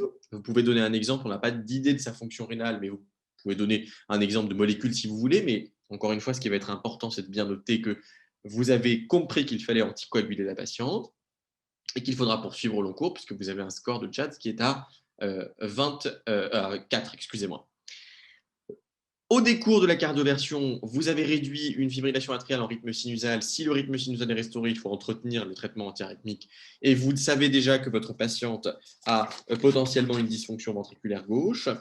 Et donc, ce sera vraisemblablement de l'amiodarone péros. Et là encore, on va attendre de vous que vous précisiez que l'ETO n'est pas nécessaire. Pourquoi? Parce que vous êtes dans un contexte d'urgence hémodynamique. Je vous répète ici que la cardioversion électrique en cas d'urgence ne nécessite pas la réalisation d'une ETO. Enfin, dernier point, il ne faut pas. Donc, encore une fois, je reviens sur l'idée du détail. Puisque on vous demande de détailler, il ne faut pas oublier qu'une fois que vous avez réduit votre patiente, vous n'allez pas la laisser là, vous allez la surveiller. Et on surveille toujours les mêmes choses. Généralement, on surveille l'efficacité, on surveille la tolérance, on surveille l'observance et on surveille la survenue de complications. Donc, l'efficacité va être monitorée par le scope pendant au moins 24 heures un électrocardiogramme quotidien. Et la tolérance va être monitorée par la surveillance hémodynamique qui est essentiellement clinique, c'est-à-dire la pression artérielle, les signes d'hypoperfusion périphérique et tous les signes de choc que Thomas vous a présentés. Donc évidemment, à la question précédente, on vous a demandé de dénumérer les signes d'état de choc. On ne va pas attendre de vous que à cette question-là, vous les répétiez, puisque vous les avez déjà énoncés. Donc, il suffit d'indiquer que vous allez être attentif et attentive à la survenue de ces signes de choc. Enfin, il faut montrer que vous savez que si la patiente se dégrade, vous avez un joker supplémentaire qui est l'introduction d'inotrope. Donc, si vous avez respecté, si vous voulez, ces 3 éléments, vous avez répondu à la question, vous avez donné l'élément clé qui est le traitement urgent à proposer et qui va probablement être l'élément sur lequel il y aura le plus de points, et vous avez détaillé ensuite et vous avez montré tous les points de vigilance sur la réduction de l'fibrillation atriale en urgence qui vont vous permettre de montrer que de remobiliser vos connaissances dans le contexte d'une question un peu fleuve. Donc, la patiente s'améliore rapidement dans les jours qui suivent. Donc, ça sous-entend qu'on a eu raison de faire ce qu'on a fait. Elle est en rythme sinusal en classe 2 de la NYHA. Donc là, vous voyez rythme sinusal, vous avez écrit sur votre brouillon, attention, je pense au traitement antiarythmique, puisque j'ai une FA qui a été réduite. L'échocardiographie confirme la présence d'un VG moyennement dilaté, globalement hypokinétique, avec une fraction d'éjection estimée à 38%. Donc là, vous avez la case insuffisance cardiaque qui s'est allumée sur votre brouillon. Vous avez pensé bêta-bloquant, IEC, anti-aldostérone. Vous avez pensé pacemaker, défibrillateur, resynchronisation et éducation thérapeutique. D'accord ? Je ne dis pas que c'est des choses dont on va se servir, mais ce sont les réflexes que vous allez avoir sur votre brouillon pour, une fois que vous avez répondu aux questions suivantes, confronter les réflexes que vous avez eus à ce que vous avez bien écrit et éventuellement compléter vos réponses. Il existe une insuffisance mitrale modérée d'allure fonctionnelle, ce qui n'est pas étonnant dans le contexte, avec une PAPS un peu élevée. Question qui est en fait une question de cours déguisé. Quel est le bilan étiologique de cette dysfonction ventriculaire? Donc là, déjà, vous voyez que sur mon brouillon, j'ai écrit maladie coronaire plus, plus, plus. Pourquoi? Parce que devant une dysfonction ventriculaire gauche, vous devez montrer que vous avez compris que l'élément, la première étiologie de la dysfonction ventriculaire gauche est la cardiopathie ischémique, et que vous allez donc mobiliser cette connaissance pour montrer à votre correcteur que vous avez compris que c'était le principal élément qu'on attendait de vous.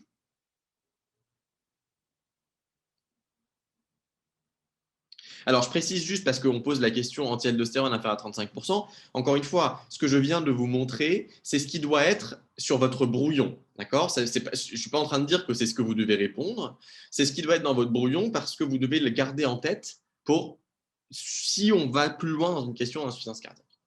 Donc, comme je vous le disais, la maladie coronaire doit apparaître dans votre copie.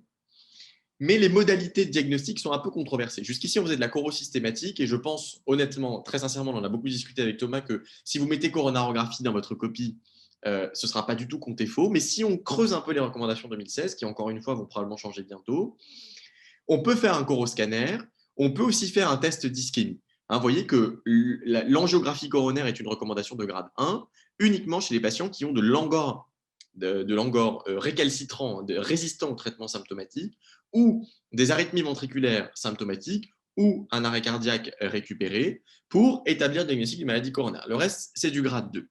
Donc je pense que le plus sage, c'est de mettre recherche de maladie coronaire. On peut mettre entre parenthèses coronarographie, coroscanner ou test d'ischémie, mais il faut que le terme maladie coronaire apparaisse dans votre copie. Et après, vous savez que les recommandations vous disent, voilà, je vous ai mis un peu en fleuve tout ce qu'il y a. Vous avez le bilan de première intention à la recherche de causes simples, que sont le bilan biologique, notamment l'hémoglobine, le ionogramme, la TSH, la ferritine. Et on vous dit que tout le reste est globalement guidé par la clinique et l'histoire. Qu'est-ce que c'est tout le reste? Eh bien, si on regarde les recommandations, vous voyez, c'est la boîte de Pandore. Donc, la cardiopathie ischémique en premier, toutes les cardiopathies toxiques, c'est-à-dire les usages de drogue, les métaux, les médicaments, les chimiothérapies, l'irradiation, tout ce qui est maladie auto-immune, maladie auto-inflammatoire, les cardiopathies infiltratives, qu'elles soient oncologiques ou extra-oncologiques, en particulier la mylose, la sarcoïdose, tout ce que vous voulez, et les désordres métaboliques, en particulier les maladies thyroïdiennes, et puis les cardiopathies carentielles, et viennent enfin toutes les causes génétiques. Donc ça, c'est des maladies du myocarde.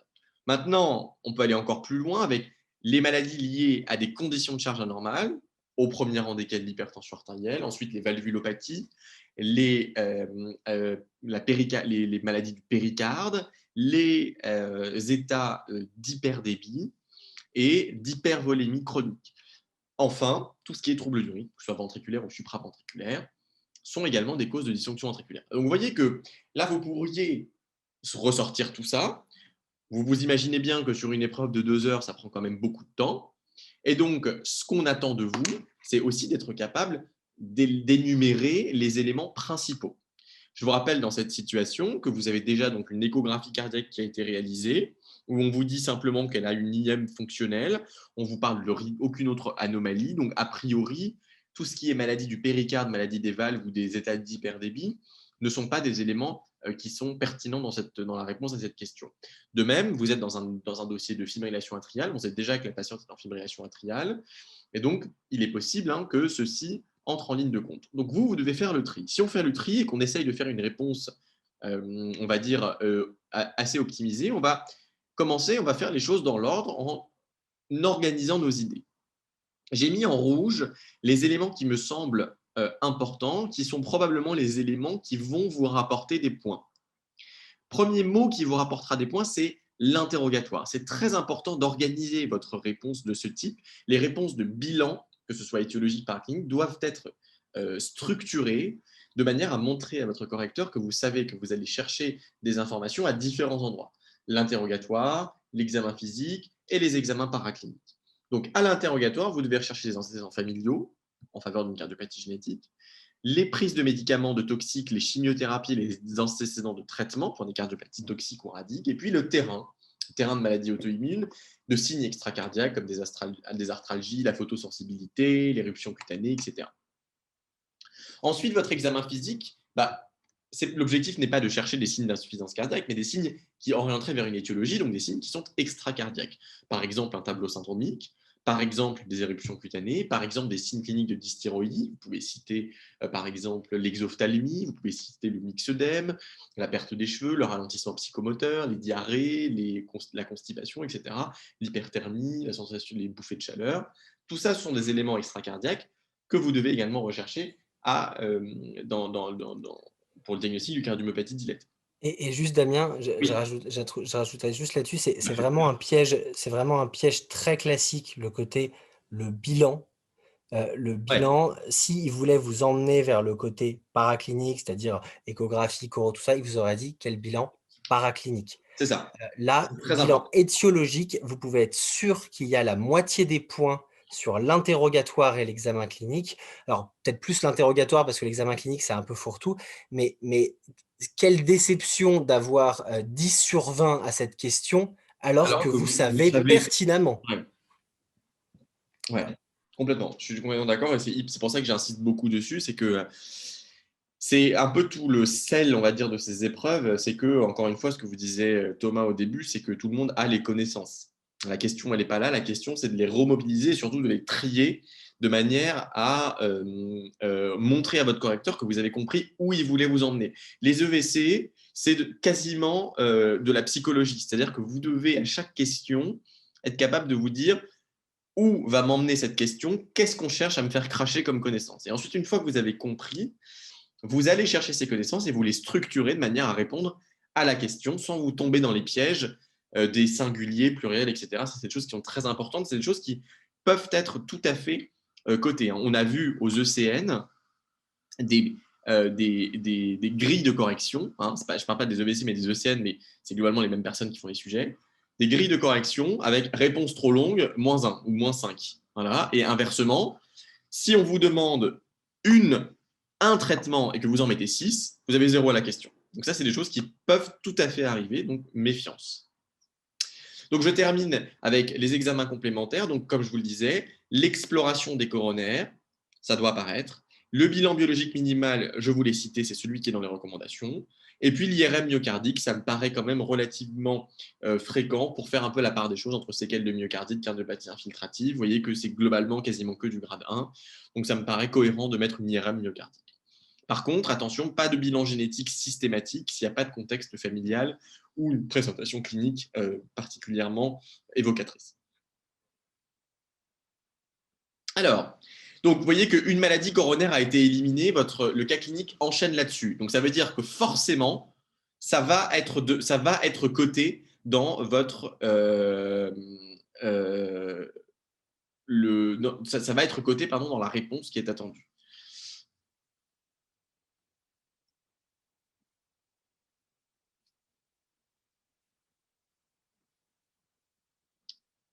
Alors, excusez-moi, parce que je suis en train. Voilà, c'est parfait. Donc, la maladie coronaire a été éliminée. La patiente est transférée donc en convalescence. En fin de séjour, elle est donc NYHA2 en rythme sinusal. Et l'échographie montre une fraction d'éjection qui est stable avec un BNP à 300. Il n'y a pas d'anomalie du bilan hépatique ou rénal. Donc ça, c'est assez important parce que ça va vous permettre de mettre globalement toutes les classes thérapeutiques que vous voulez. Donc on sait qu'elle a une dysfonction VG, on sait qu'elle n'a pas de cardiopathie ischémique, on sait qu'elle est diabétique, a priori. Et donc, on va voir un peu quels sont les types de médicaments. Alors, là encore, piège, on vous demande un type de médicament. Donc, ça veut dire classe thérapeutique. Si vous mettez que des DCI, vous n'avez pas répondu à la question parce que ce n'est pas un type de médicament, on vous demande une classe thérapeutique. Et donc, attention au hors-sujet qui peuvent vite arriver dans cette question. Et il faut se souvenir de tout le dossier. D'accord? Attention à ne pas vous fier que à cette dysfonction VG qui persiste à 38%, mais à tout le dossier. Donc, de la même façon, deuxième mot, c'est on vous demande des médicaments. On sait que vous savez qu'il faut potentiellement proposer à ces malades de la réadaptation, du traitement instrumental, hein, les défibrillateurs, tout ce que vous voulez, mais ça, c'est hors sujet. Ce n'est pas un médicament, donc ça ne doit pas apparaître. Hein. Vous allez être pénalisé parce que vous allez faire un hors sujet si vous mettez défibrillateur extérieur. Vous pouvez perdre des points là-dessus. Donc oui, c'est ce que je vous disais, hein, on vous dit que le bilan rénal est normal, donc il n'y a a priori pas de contre-indication aux IEC. C'est pour ça qu'on vous donne cette information. Et pareil pour le bilan hépatique, c'est qu'a priori, il n'y a pas de contre-indication à l'amiodarone. Donc les types de médicaments, là encore, vous allez structurer votre réponse pour montrer que vous avez compris où est-ce qu'on voulait vous emmener. Alors, la situation, je vous la rappelle, c'est une patiente de 67 ans diabétique en FA avec découvert de dysfonction VG sévère. La FA donc était réduite. Donc vous devez avoir des traitements de l'insuffisance cardiaque, que sont les bêta-bloquants, les inhibiteurs de l'enzyme de conversion et les diurétiques, d'accord, à visée symptomatique. Donc là encore, comme vous l'a montré Thomas dans l'algorithme, on a 38% de FEVG, c'est une primo-découverte. Donc les bloqueurs des antirécepteurs de l'aldostérone ne sont pas indiqués pour l'instant. Ensuite, vous avez le traitement de la fibrillation atriale. Donc, il faut qu'il y ait un traitement anticoagulant qui apparaisse parce que FA et CHA2-VASc-4 avec une cardioversion récente. Et un traitement antiarythmique car cardioversion récente. Et on vous dit clairement dans l'énoncé que la patiente est revenue en rythme sinusal. Enfin, dernier point qu'il ne faut pas oublier, Thomas, sur lequel Thomas a insisté, c'est le diabète.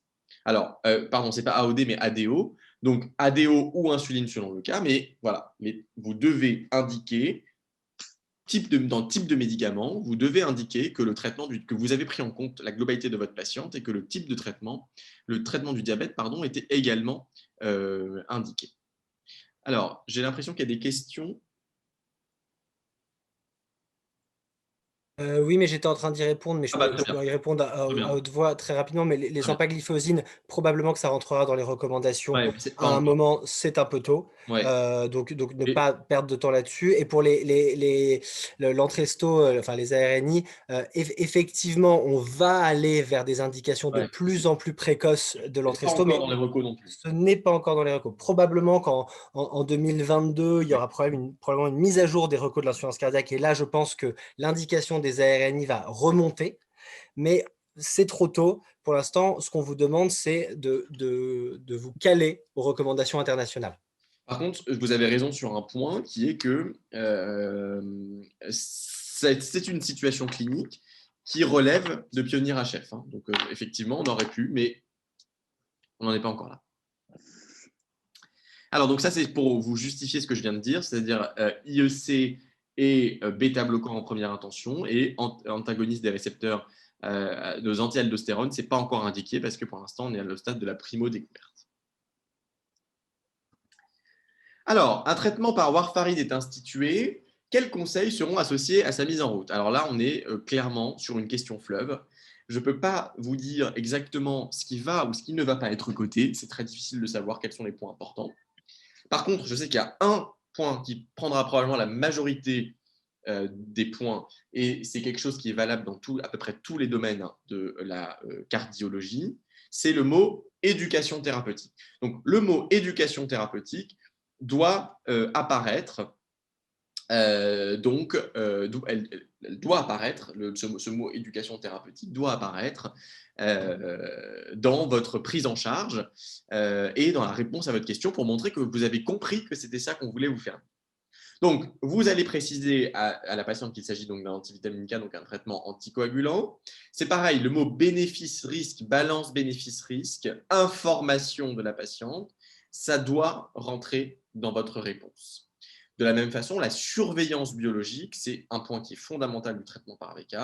Donc, vous précisez par dosage régulier de l'INR avec une cible entre 2 et 3, idéalement dans le même laboratoire pour pouvoir les comparer, avec une prise tous les jours à heure fixe en avertissant les intervenants médicaux et paramédicaux du traitement anticoagulant, en indiquant effectivement la contre-indication aux injections intramusculaires et éviter tout sport ou activité à risque de chute ou de traumatisme parce que le principal risque reste le risque hémorragique. Pas d'automédication, ça c'est un point clé parce qu'il y a de nombreuses interactions médicamenteuses. Et donc, bien sûr, consulter en urgence en cas de saignement inhabituel ou abondant. Et puis, le petit conseil supplémentaire, mais qui probablement ne rapportera pas de points, c'est éviter la consommation de certains aliments riches en vitamine K. Alors ça, c'est une question qui n'est pas très intéressante d'un point de vue pédagogique. C'est une question qui est un peu fleuve et qui permet de vérifier un peu, en fait, finalement, vos compétences pratiques de l'éducation thérapeutique. Donc, c'est pour ça que c'est très important de dire ce que vous faites et de dire que vous avez compris que c'est là qu'on voulait vous emmener. C'est-à-dire, j'éduque ma patiente et j'indique que j'ai bien compris que c'était une histoire de balance bénéfice-risque. Alors, est-ce qu'il faut refaire un point? J'étais en train de regarder les questions sur le côté, entre guillemets, primo-découverte de son insuffisance cardiaque. Pas tout à fait, parce qu'on sait qu'elle est insuffisante cardiaque depuis longtemps, mais dans la mesure où elle avait arrêté tout traitement, si on recommence un suivi, on débute des bêta-bloquants, des IEC au contrôle sous rythme, et qu'on revoit à 3 mois qu'elle n'a plus de symptômes et qu'elle a un peu Oui, c'est ça. récupéré sa FEVG, on n'aura pas besoin d'anti-aldostérone, donc ça fonctionne bien. C'est vrai que le sujet aurait été complètement différent si elle était arrivée aux urgences, suivant correctement son traitement, Oui, c'est ça. bêta-bloquant Exactement. IEC, avec une dysfonction VG symptomatique. Alors là, ça aurait été un Là, je sujet pense qu'il très faut. différent. On vous dit clairement au début donc qu'elle a arrêté tout son traitement et tout suivi cardiologique. Donc en fait, on repart de zéro. Retour à zéro, ouais. Voilà, c'est repart de zéro. Sinon, si on voulait effectivement vous emmener vers la thérapeutique plus fine de l'insuffisance cardiaque, ça aurait été effectivement un cas, comme vous le dit Thomas, c'est-à-dire suivi de longue date, qui revient pour une énième décompensation cardiaque. Les AOD, alors non, pour cette question de dire que les AOD sont en première intention pour l'AFS, ça n'apporte rien, c'est même hors sujet, parce qu'en fait, le correcteur, qu'est-ce qu'il va se dire? Il va se dire, je pose la question des conseils associés à la mise en route de la warfarine, et la personne, le candidat ou la candidate me répond que ce n'est pas le bon traitement. Or, c'est méfiance avec ce type de... Le piège n'est pas partout, d'accord? Il faut répondre simplement aux questions. On vous dit, on met de la warfarine, donc ça, ce n'est pas une question. Et qu'est-ce que vous allez apporter comme conseil à la patiente pour la mise en route de la warfarine? Donc, vous ne pouvez pas donner des conseils sur les... Vous ne pouvez pas dire que ce n'est pas le bon traitement. Il faut répondre à la question qui est Oui. posée. On Voilà. vous enverra jamais sur une indication complètement fausse en disant vous mettez de la dobutamine, que surveillez-vous. On n'attendra jamais comme réponse non, je ne mets pas de la dobutamine car c'est complètement faux ce que vous dites. Voilà. Et Il donc, faut suivre le flow du dossier. Et en fait, là, ce qu'ils veulent voir, c'est le côté warfarine. OK, ça, c'est un sujet de 2016, donc c'est vrai que les indications ont peut-être un petit peu évolué. C'est un peu plus en première intention, mais c'est pas très grave. Pour le correcteur, ce qui l'intéresse, c'est qu'est-ce que vous mettez en place comme conseil sur de la warfarine. On l'utilise encore aujourd'hui chez des gens qui ont des valves mécaniques ou autres. Donc, les conseils restent d'actualité quand même. oui, alors, et donc la question, faut-il noter l'initiation des HBPM en parallèle au début? Non, parce que on vous dit, on vous demande des conseils associés vraiment à la prise de la warfarine. Encore une fois, il faut être très important, je sais que c'est compliqué, hein, c'est pas évident, c'est un peu l'objectif justement de travail de ce soir, il ne faut pas chercher des questions dans les questions. Donc il faut rester simple, il faut répondre à la question et uniquement à la question posée. Voilà. Ce d'autant que pour le relais, sur plusieurs position papers, notamment de l'ESC aussi, hein, qui disent quand même que globalement, maintenant, pour de la fibrillation atriale, de découvertes récentes dont on ne date pas l'ancienneté, on peut éviter de faire un relais pour éviter de maximiser le risque hémorragique au moment du relais. On a le droit maintenant de débuter des AVK seuls jusqu'à 48-72 heures et contrôle de l'INR. Donc c'est une stratégie qui maintenant est validée. Donc, et de toute façon, ce n'est pas la question, mais en tout cas, ça aurait pu être quelque chose de discutable. J'ai fini, Damien. Parfait, merci. Alors, donc, on avance. Donc, on se met 2 mois plus tard, cette fois-ci. Elle revient aux urgences avec des palpitations. On ne sait pas depuis quand. Les INR de ces derniers mois sont en dehors de la zone thérapeutique et l'INR aux urgences à 1,5 avec un ECG qui montre une récidive de FA et irrégulier à 105 par minute. Donc là, ensuite, on vous demande quelles stratégies thérapeutiques peuvent être discutées. Alors, j'insiste, discuter. C'est pareil, on attend de vous, on n'attend pas que vous proposiez une prise en charge, mais on vous demande de discuter quelles stratégies peuvent être discutées. Donc, vous avez le droit de dire des trucs qui sont faux, mais vous avez le droit de... En fait, il faut mettre sur la table votre capacité de réflexion.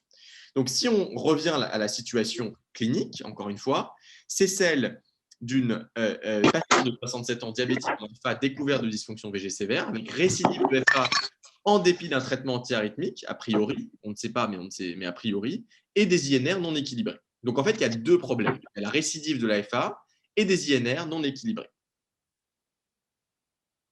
Alors, concernant la récidive de l'AFA, vous pouvez supposer que la patiente est a priori sous amiodarone, a priori à dose maximale, donc on ne peut pas vraiment majorer l'hyposologie ni changer d'antiarythmique parce qu'elle a une dysfonction VG. Donc il y a deux solutions. Soit la tentative de nouvelle cardioversion, ça peut se discuter, je ne dis pas que c'est la bonne solution, mais ça peut se discuter, soit l'ablation de FA. Et en fait, s'il y a des points sur cette question, sur cette sous-partie de la question, c'est clairement sur l'ablation de la FA que vous devez pouvoir proposer à cette patiente. Je vais en reparler dans une seconde. Concernant le deuxième problème, c'est l'INR non équilibré. Le plus simple, c'est d'arrêter les AVK et de faire un relais par un AOD, apixaban, rivaroxaban ou dabigatran. Et bien sûr, mais dans tous les cas, c'est valable dans tous les cas, c'est renforcer l'éducation thérapeutique. Alors pourquoi est-ce qu'on attend de vous de parler de Castle AIF, de proposer l'ablation? Eh bien, c'est par ces recommandations 2020 qui vous disent que globalement, chez des patients qui ont de la FA paroxystique persistante, avec de l'insuffisance cardiaque avec une FE altérée, eh bien, l'ablation de la FA peut même être une proposition de première intention. Et ça, c'est issu de l'étude de Castle et AIF qui a randomisé à peu près 360 patients avec une dysfonction VG, donc qui avait déjà un DEF, donc qui était globalement bien traité, qui était randomisé entre ablation et traitement médical, et le critère primaire qui était décès ou hospitalisation pour insuffisance cardiaque était significativement diminué avec l'ablation comparativement au traitement médical. Donc, les éléments à proposer, c'est ce que je vous ai montré, c'est-à-dire l'ablation de FA, les points seront là, et relais par un AOD, les points seront là. Tout ce qui est sur cette diapo, vous pouvez le mettre, mais vous pouvez être sûr que soit tous les points, soit 90% des points, ce sera sur ablation et relais par AOD. C'est ça qu'on va vous faire discuter. Et l'un n'est pas… Oui, pardon. Je rebondis juste sur une question de Brahimi Madi sur l'ablation d'une UAV. C'est réellement une intervention de dernier recours.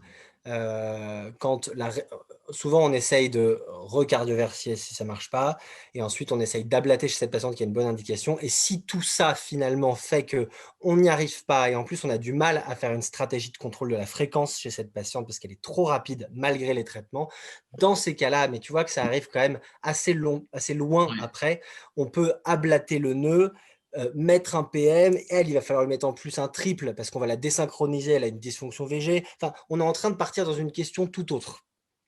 Bon, libre à toi de dire qu'en cas d'échec de tout ça, une ablation du nœud AV pourra être discutée, mais je pense vraiment pas que ce soit ce qu'on attend en première intention ici. Oui, je suis d'accord.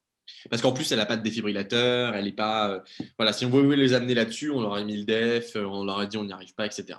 Alors, le rate control, ça se discute aussi, oui, mais si on regarde bien cette diapositive là sur laquelle on est, qui sont les recommandations, vous voyez que dans les FA, avec dysfonction VG, le grade 1 de recommandation reste quand même en première intention, maintenant, l'ablation. Donc oui, ça pourrait se discuter, mais je pense que je pourrais quasiment mettre ma main au feu que ça ne rapporterait pas de points dans cette question. Mais ce ne serait pas complètement délirant de l'écrire, mais je pense que chez une patiente qui est relativement jeune et qui fait des accès répétés de effort en dépit du traitement antiarythmique, l'ablation reste quand même, je pense, l'élément clé sur lequel on veut vous emmener dans cette question. Oui, Walid a raison, si la dysfonction VG est d'origine rythmique, mais là, on n'a pas assez d'informations vraiment pour conclure. C'est vrai qu'en pratique clinique, on aurait probablement essayé de la cardioverser, de voir si elle récupère ad integrum, et ça se serait fait de façon un peu plus subtile. Mais là, c'est vrai qu'avec les informations qu'ils nous donnent, on est quand même dans le cadre FA récidivante chez quelqu'un qui a une dysfonction VG. Donc, c'est un peu servi sur un plateau de cette recommandation de grade 1 qui est arrivée dans les nouvelles recos. Alors, Castle AF, je vous rappelle que ce n'est pas des cardiopathies rythmiques, c'est des dysfonctions VG plus des malades. C'est des dysfonctions VG en fait lambda, quoi. Mais pour être assez uniciste, je pense qu'ils ont pas tort dans le sens où ça aurait été peut-être en dernière ligne, en cas de refus de la patiente ou en cas d'anatomie non favorable à une ablation, on pourra partir sur une stratégie de contrôle de la fréquence. Ouais, c'est ça. Et effectivement, je l'ai mis, tentative de nouvelle cardioversion, je l'ai mis, je pense que c'est une option qui se discute aussi. Il est Ah juste oui, oui, sur un premier échec, à mon avis, ça vaut le coup de, de à moins qu'elle ait retenter. une oreillette à 80 millilitres mètre carré et qu'on se dise: «Ça sert à rien», mais je pense que ça vaut le coup de réessayer un coup. Ouais. Alors, donc la patiente est mise sous anticoagulant oral direct. Quelles auraient pu être les contre-indications à un tel traitement et comment surveillez-vous ce traitement? Alors, deux questions en une, d'accord? La première question, c'est quelles auraient pu être, c'est-à-dire c'est clairement une question de cours, et comment surveillez-vous ce traitement? Donc les contre-indications potentielles et celles sur lesquelles on va vous attendre, c'est l'insuffisance rénale avec un DFG à moins de 15, la grossesse et l'allaitement, l'allergie connue, la FA valvulaire, là aussi on va vous attendre dessus, le SAPL, on vous attendra dessus aussi, l'atteinte hépatique associée à une coagulopathie, puis tous les saignements évolutifs cliniquement significatifs, bref, le saignement, parce que c'est un anticoagulant. D'accord? Donc ça, c'est une question qui n'est pas très intéressante, mais on va vous attendre sur, je pense, 3 points essentiels. C'est l'insuffisance rénale, avec un DFG à moins de 15, c'est l'AFA valvulaire, et c'est le SAPL. La formulation de la question, vraiment, on part sur une question très de cours, c'est aurait pu être, d'une manière générale. On ne vous dit pas dans cette situation, on vous dit quelles auraient pu être les contre-indications. Comment surveillez-vous ce traitement? Là encore, ce qu'on va attendre de vous, c'est de montrer que vous savez qu'il n'y a pas besoin d'une surveillance biologique de l'activité anticoagulant. On sait que la patiente, déjà, elle a une fonction rénale qui est normale. Il faut surveiller l'efficacité, bien sûr, c'est la survenue d'AVC, essentiellement. On peut même élargir à ce que vous disiez Thomas, à complications thromboemboliques. La surveillance clinique de la tolérance, c'est toutes les complications hémorragiques. Et puis, une surveillance annuelle, bien sûr, de la fonction rénale, puisque c'est la principale contre-indication. D'accord? Donc ça, c'est un peu la question piège. C'est un peu le même style de question qu'on peut vous poser sur un ST+, en disant le malade, il a mal, il suce des cales, quels examens complémentaires demandez-vous pour confirmer votre diagnostic? La réponse attendue, c'est aucun examen complémentaire. Donc là, la réponse attendue peut tout à fait être aucune surveillance biologique n'est nécessaire.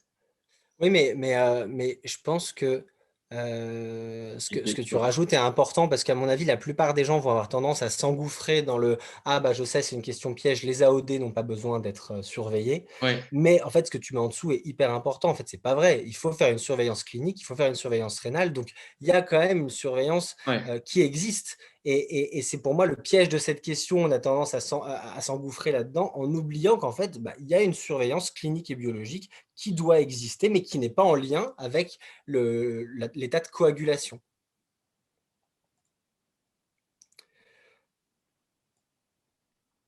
Ok. Alors, Madame H est réhospitalisée pour accident vasculaire cérébral. L'IRM met en évidence une angiopathie amyloïde avec des foyers hémorragiques intraparenchymateux. Que proposez-vous? Alors, ça, c'est hyper important. Que proposez-vous? Vous devez quand même montrer que vous avez analysé la situation. Donc, vous avez analysé que c'est une patiente à haut risque d'AVC. Donc, elle a un chat zakat, donc il y a une indication indiscutable théorique à un traitement anticoagulant. Elle a fait un épisode d'AVC clinique. Et elle a une angiopathie amyloïde qui est une contre-indication au traitement anticoagulant. Vous devez donc bien signifier à votre correcteur que vous avez évalué que la balance bénéfice-risque est en défaveur du traitement anticoagulant. Donc, que peut-on proposer à cette patiente qui est à haut risque thromboembolique, mais à très haut risque hémorragique? Eh bien, on peut lui proposer, après discussion médico-chirurgicale, pour bien montrer que ce n'est pas vous qui prenez votre décision tout seul dans votre coin, après un bilan préthérapeutique pour vérifier la faisabilité, c'est-à-dire un UETO, un scanner cardiaque, une consultation d'anesthésie, après avoir informé la patiente sur les bénéfices et les risques de cette procédure, vous pouvez proposer une fermeture de l'auricule gauche par voie percutanée sous anesthésie générale et une interruption définitive du traitement anticoagulant. Alors ça, c'est une question où on cherche un peu à aller un peu plus loin que la cardiologie, on va dire, classique, et où vous devez montrer que vous savez que lorsque vous sortez d'une situation, on va dire, banale, vous pouvez proposer des éléments qui sortent peut-être un peu de l'ordinaire. Donc, c'est important de ne pas, on ne vous dit pas quel traitement proposez-vous, point. On n'attend pas une seule chose, une seule réponse. On dit que proposez-vous, donc c'est une question un peu plus large. Et donc, il faut bien préciser que vous avez compris que c'était pas que l'élément central, ça va être la FAG, mais que vous devez, il y a tout un truc étoffé autour, qui est la discussion médico-chirurgicale, le bilan, l'information de la patiente, et que vous arrêtez le traitement anticoagulant. D'accord? Ça aussi, il faut le préciser. J'aurais juste un truc à dire, là-dessus qui est franchement très important parce que parfois vous pouvez même être pris en défaut parce que ça se trouve vous n'avez pas, beaucoup de connaissances de la fermeture de l'auricule gauche parce qu'on ne le fait pas beaucoup dans votre centre et c'est pas quelque chose auquel vous avez été confronté. Quand vous voyez pas très bien où la question veut vous emmener, et ben, en fait, il faut se remettre dans avec un côté très pragmatique. Exactement comme à l'époque quand il y avait eu le sujet de l'internat avec une morsure de chien de l'enfant. Enfin, nous, on n'a pas de cours, hein, sur la morsure de chien de l'enfant. Ceux qui ont eu les points, c'est ceux qui, en fait, se sont posés les bonnes questions. Et là, je peux vous assurer qu'il y a cette question, si vous vous étiez simplement dit: «Bah, zut, elle a un risque hémorragique élevé, elle a une contre-indication à l'anticoagulation, donc la balance bénéfice-risque est plutôt en défaveur. Donc je vais en discuter avec un staff multidisciplinaire pour voir ce qui serait possible, même si vous ne connaissez pas la fermeture de l'auricule gauche. Simplement avec ces 2 éléments, je peux vous assurer que vous auriez déjà eu des points. Donc ça, c'est vraiment important de redéfinir ce côté, discussion, bénéfice-risque qui toujours associe des points. Voilà. Exactement. Et donc, dernière question. Alors, c'est juste pour. J'avais oublié que j'avais mis ça, mais c'est en fait, il y a une petite méta-analyse là qui est sortie globalement pour dire que en fait, ça diminue pas la mortalité, mais ça diminue les accidents oui, hémorragiques parce qu'on arrête les anticoagulants au prix de peut-être un tout petit peu plus d'accidents ischémiques. Donc c'est pour ça que c'est qu'une recommandation de grade 2B. Hein. Donc c'est pas, on vous dit pas de prendre parti. Hein. Vous voyez bien que la formulation fait très qu'est-ce que vous pouvez proposer. Ensuite, pour le traitement anti-agrégant, je ne peux pas répondre à cette question parce qu'en fait, il n'y a aucune étude randomisée dans la FAG qui a évalué quelle modalité de traitement on met après une fermeture d'auricule gauche. Donc, on ne sait pas très bien. Probablement que dans un contexte d'angiopathie amyloïde, il y a plutôt une contre-indication à tout traitement anti-agrégant ou anticoagulant. Mais voilà. Non, si l'angiopathie amyloïde n'était pas dans l'énoncé, la réponse n'aurait pas été forcément aussi tranchée. Mais là, on vous dit quand même clairement qu'elle est à haut risque thrombotique, mais qu'en plus, elle a un très haut risque hémorragique. L'angiopathie amyloïde, c'est un très haut risque d'accident hémorragique intracrânien. Donc, c'est pour ça que là, on vous dit assez clairement qu'on peut vous orienter vers Ouais. la FAG. Le correcteur, là, il vous envoie beaucoup de signaux pour vous dire: «On ne veut plus l'anticoaguler». C'est ça, exactement. Dernier point, dernière question, encore une fois une question de cours déguisé, c'est la patiente est laissée sous amiodarone au long cours, quels sont les effets secondaires potentiels d'un tel traitement? Donc là, il faut dérouler ce que vous savez. La toxicité thyroïdienne, tout le monde la connaît, elle sera attendue. La toxicité pulmonaire, on la connaît, elle sera attendue. La toxicité cardiaque, je pense qu'on a tendance à l'oublier, mais il ne faut quand même pas oublier que l'amiodarone, c'est un traitement antiarythmique, mais qui peut avoir des effets donc bradycardisants, des troubles de conduction, de la torsade de pointe sur un allongement du QT. Ce sont des effets indésirables et des effets secondaires de l'amiodarone qu'il ne faut pas oublier, parce que tout le monde va se concentrer sur thyroïde poumon. Et puis, j'ai mis en vert des éléments, je ne peux pas savoir s'ils vont être cotés, mais ce sont des éléments qui sont très fréquents. C'est les microdépôts cornéens, c'est la photosensibilisation et c'est l'élévation des transaminases. Il est très probable que la majorité d'entre vous auront les points sur toxicité thyroïdienne et pulmonaire, que les très bons vont avoir gagné des points sur la toxicité cardiaque que beaucoup vont oublier, malheureusement, et les excellents vont penser aux effets secondaires qui sont constants et qui existent et qui doivent être également cités, qui peuvent faire gagner les quelques points qui font la différence. Voilà.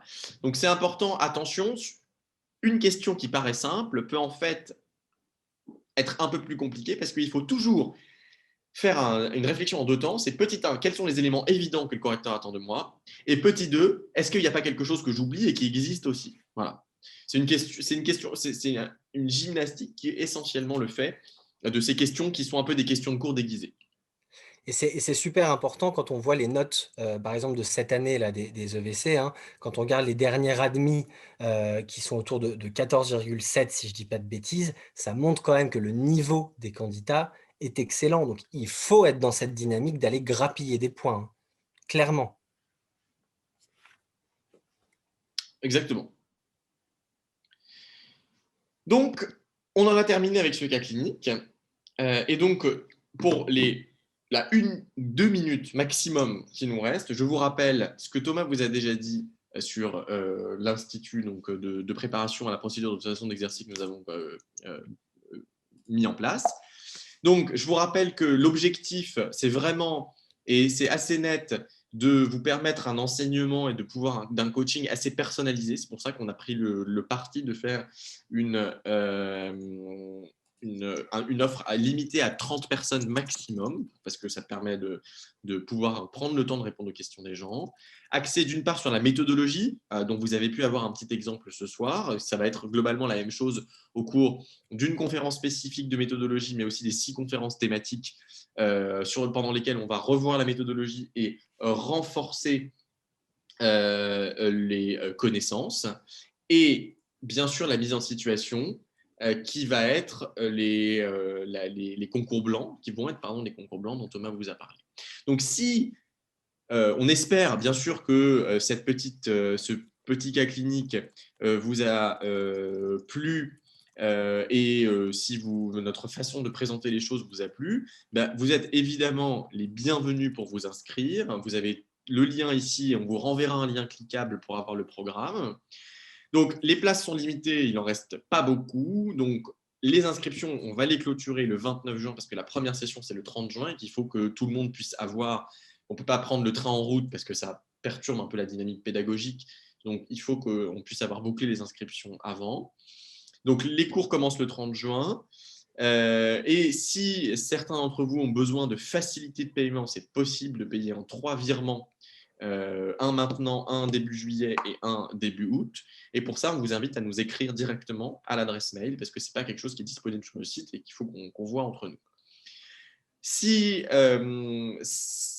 évidemment tout ceci vous plaît, on vous proposera très vraisemblablement, et si ça vous intéresse, on vous invite également à nous écrire à l'adresse qui est sur votre écran, une formule où vous n'aurez que les concours blancs, avec évidemment la correction interactive. Ça, ce sera plutôt à partir de début septembre. Mais si ça vous intéresse, on vous invite, pour qu'on puisse cibler un peu les besoins, à nous envoyer un mail dès maintenant pour qu'on puisse éventuellement reprendre contact avec vous. Et pour les questions qui nous sont posées, malheureusement, cette année, on ne propose que la cardio. Évidemment parce que c'est notre bébé, on va dire, donc c'est un peu notre spécialité. On a des enseignants qui nous ont contactés qui sont éventuellement intéressés, notamment pour la PAE de gériatrie, mais ce ne sera pas cette année, ce sera très vraisemblablement l'année prochaine. En tout cas, on va cette année essayer de vous donner un peu les clés de méthodologie, parce que comme vous l'a dit Thomas et comme vous l'avez certains d'entre vous l'ont bien récapitulé, encore une fois, ce n'est pas les connaissances qui vous manquent, on l'a bien vu ce soir, vous avez des remarques qui sont extrêmement pertinentes. C'est essentiellement la méthodologie et c'est normal quand on n'est pas habitué à ce type de modalité d'examen. C'est normal d'avoir des lacunes en méthodologie. Donc notre objectif, c'est de mettre à votre service notre expérience de la méthodologie de ces questions avec lesquelles on est habitué à travailler depuis à peu près 10 ans. Voilà, on vous remercie de votre attention. N'hésitez pas à nous écrire. S'il y a 2-3 petites questions de gens qui veulent, on peut patienter 1 ou 2 minutes pour y répondre éventuellement, si vous voulez, notamment sur la préparation, je ne sais quoi. Et juste pour répondre à Wadou, probablement au courant de l'année qu'on refera une session de live comme celle-ci, qu'on proposera ça. On n'a pas du tout encore prévu, mais éventuellement, on pourra proposer une session de correction de l'examen de 2020. C'est quelque chose qui est possible. Ce sera, si on le fait, ce sera très, très probablement, éventuellement, à la rentrée. Mais en tout cas, effectivement, on pourra y réfléchir, aucun problème. Voilà, écoutez, on espère vous retrouver nombreux au sein d'IPAE. Et encore une fois, il ne faut surtout pas hésiter à nous contacter, notamment s'il y en a certains d'entre vous qui sont intéressés et qui souhaitent éventuellement nous rejoindre. Très bonne soirée à tous. Très bonne soirée à tous et à très Et à la bientôt semaine pour ceux qui prochaine, pour ceux continueront qui avec sont nous. inscrits. À la semaine prochaine, on a hâte de vous retrouver. Allez, au revoir et à bientôt.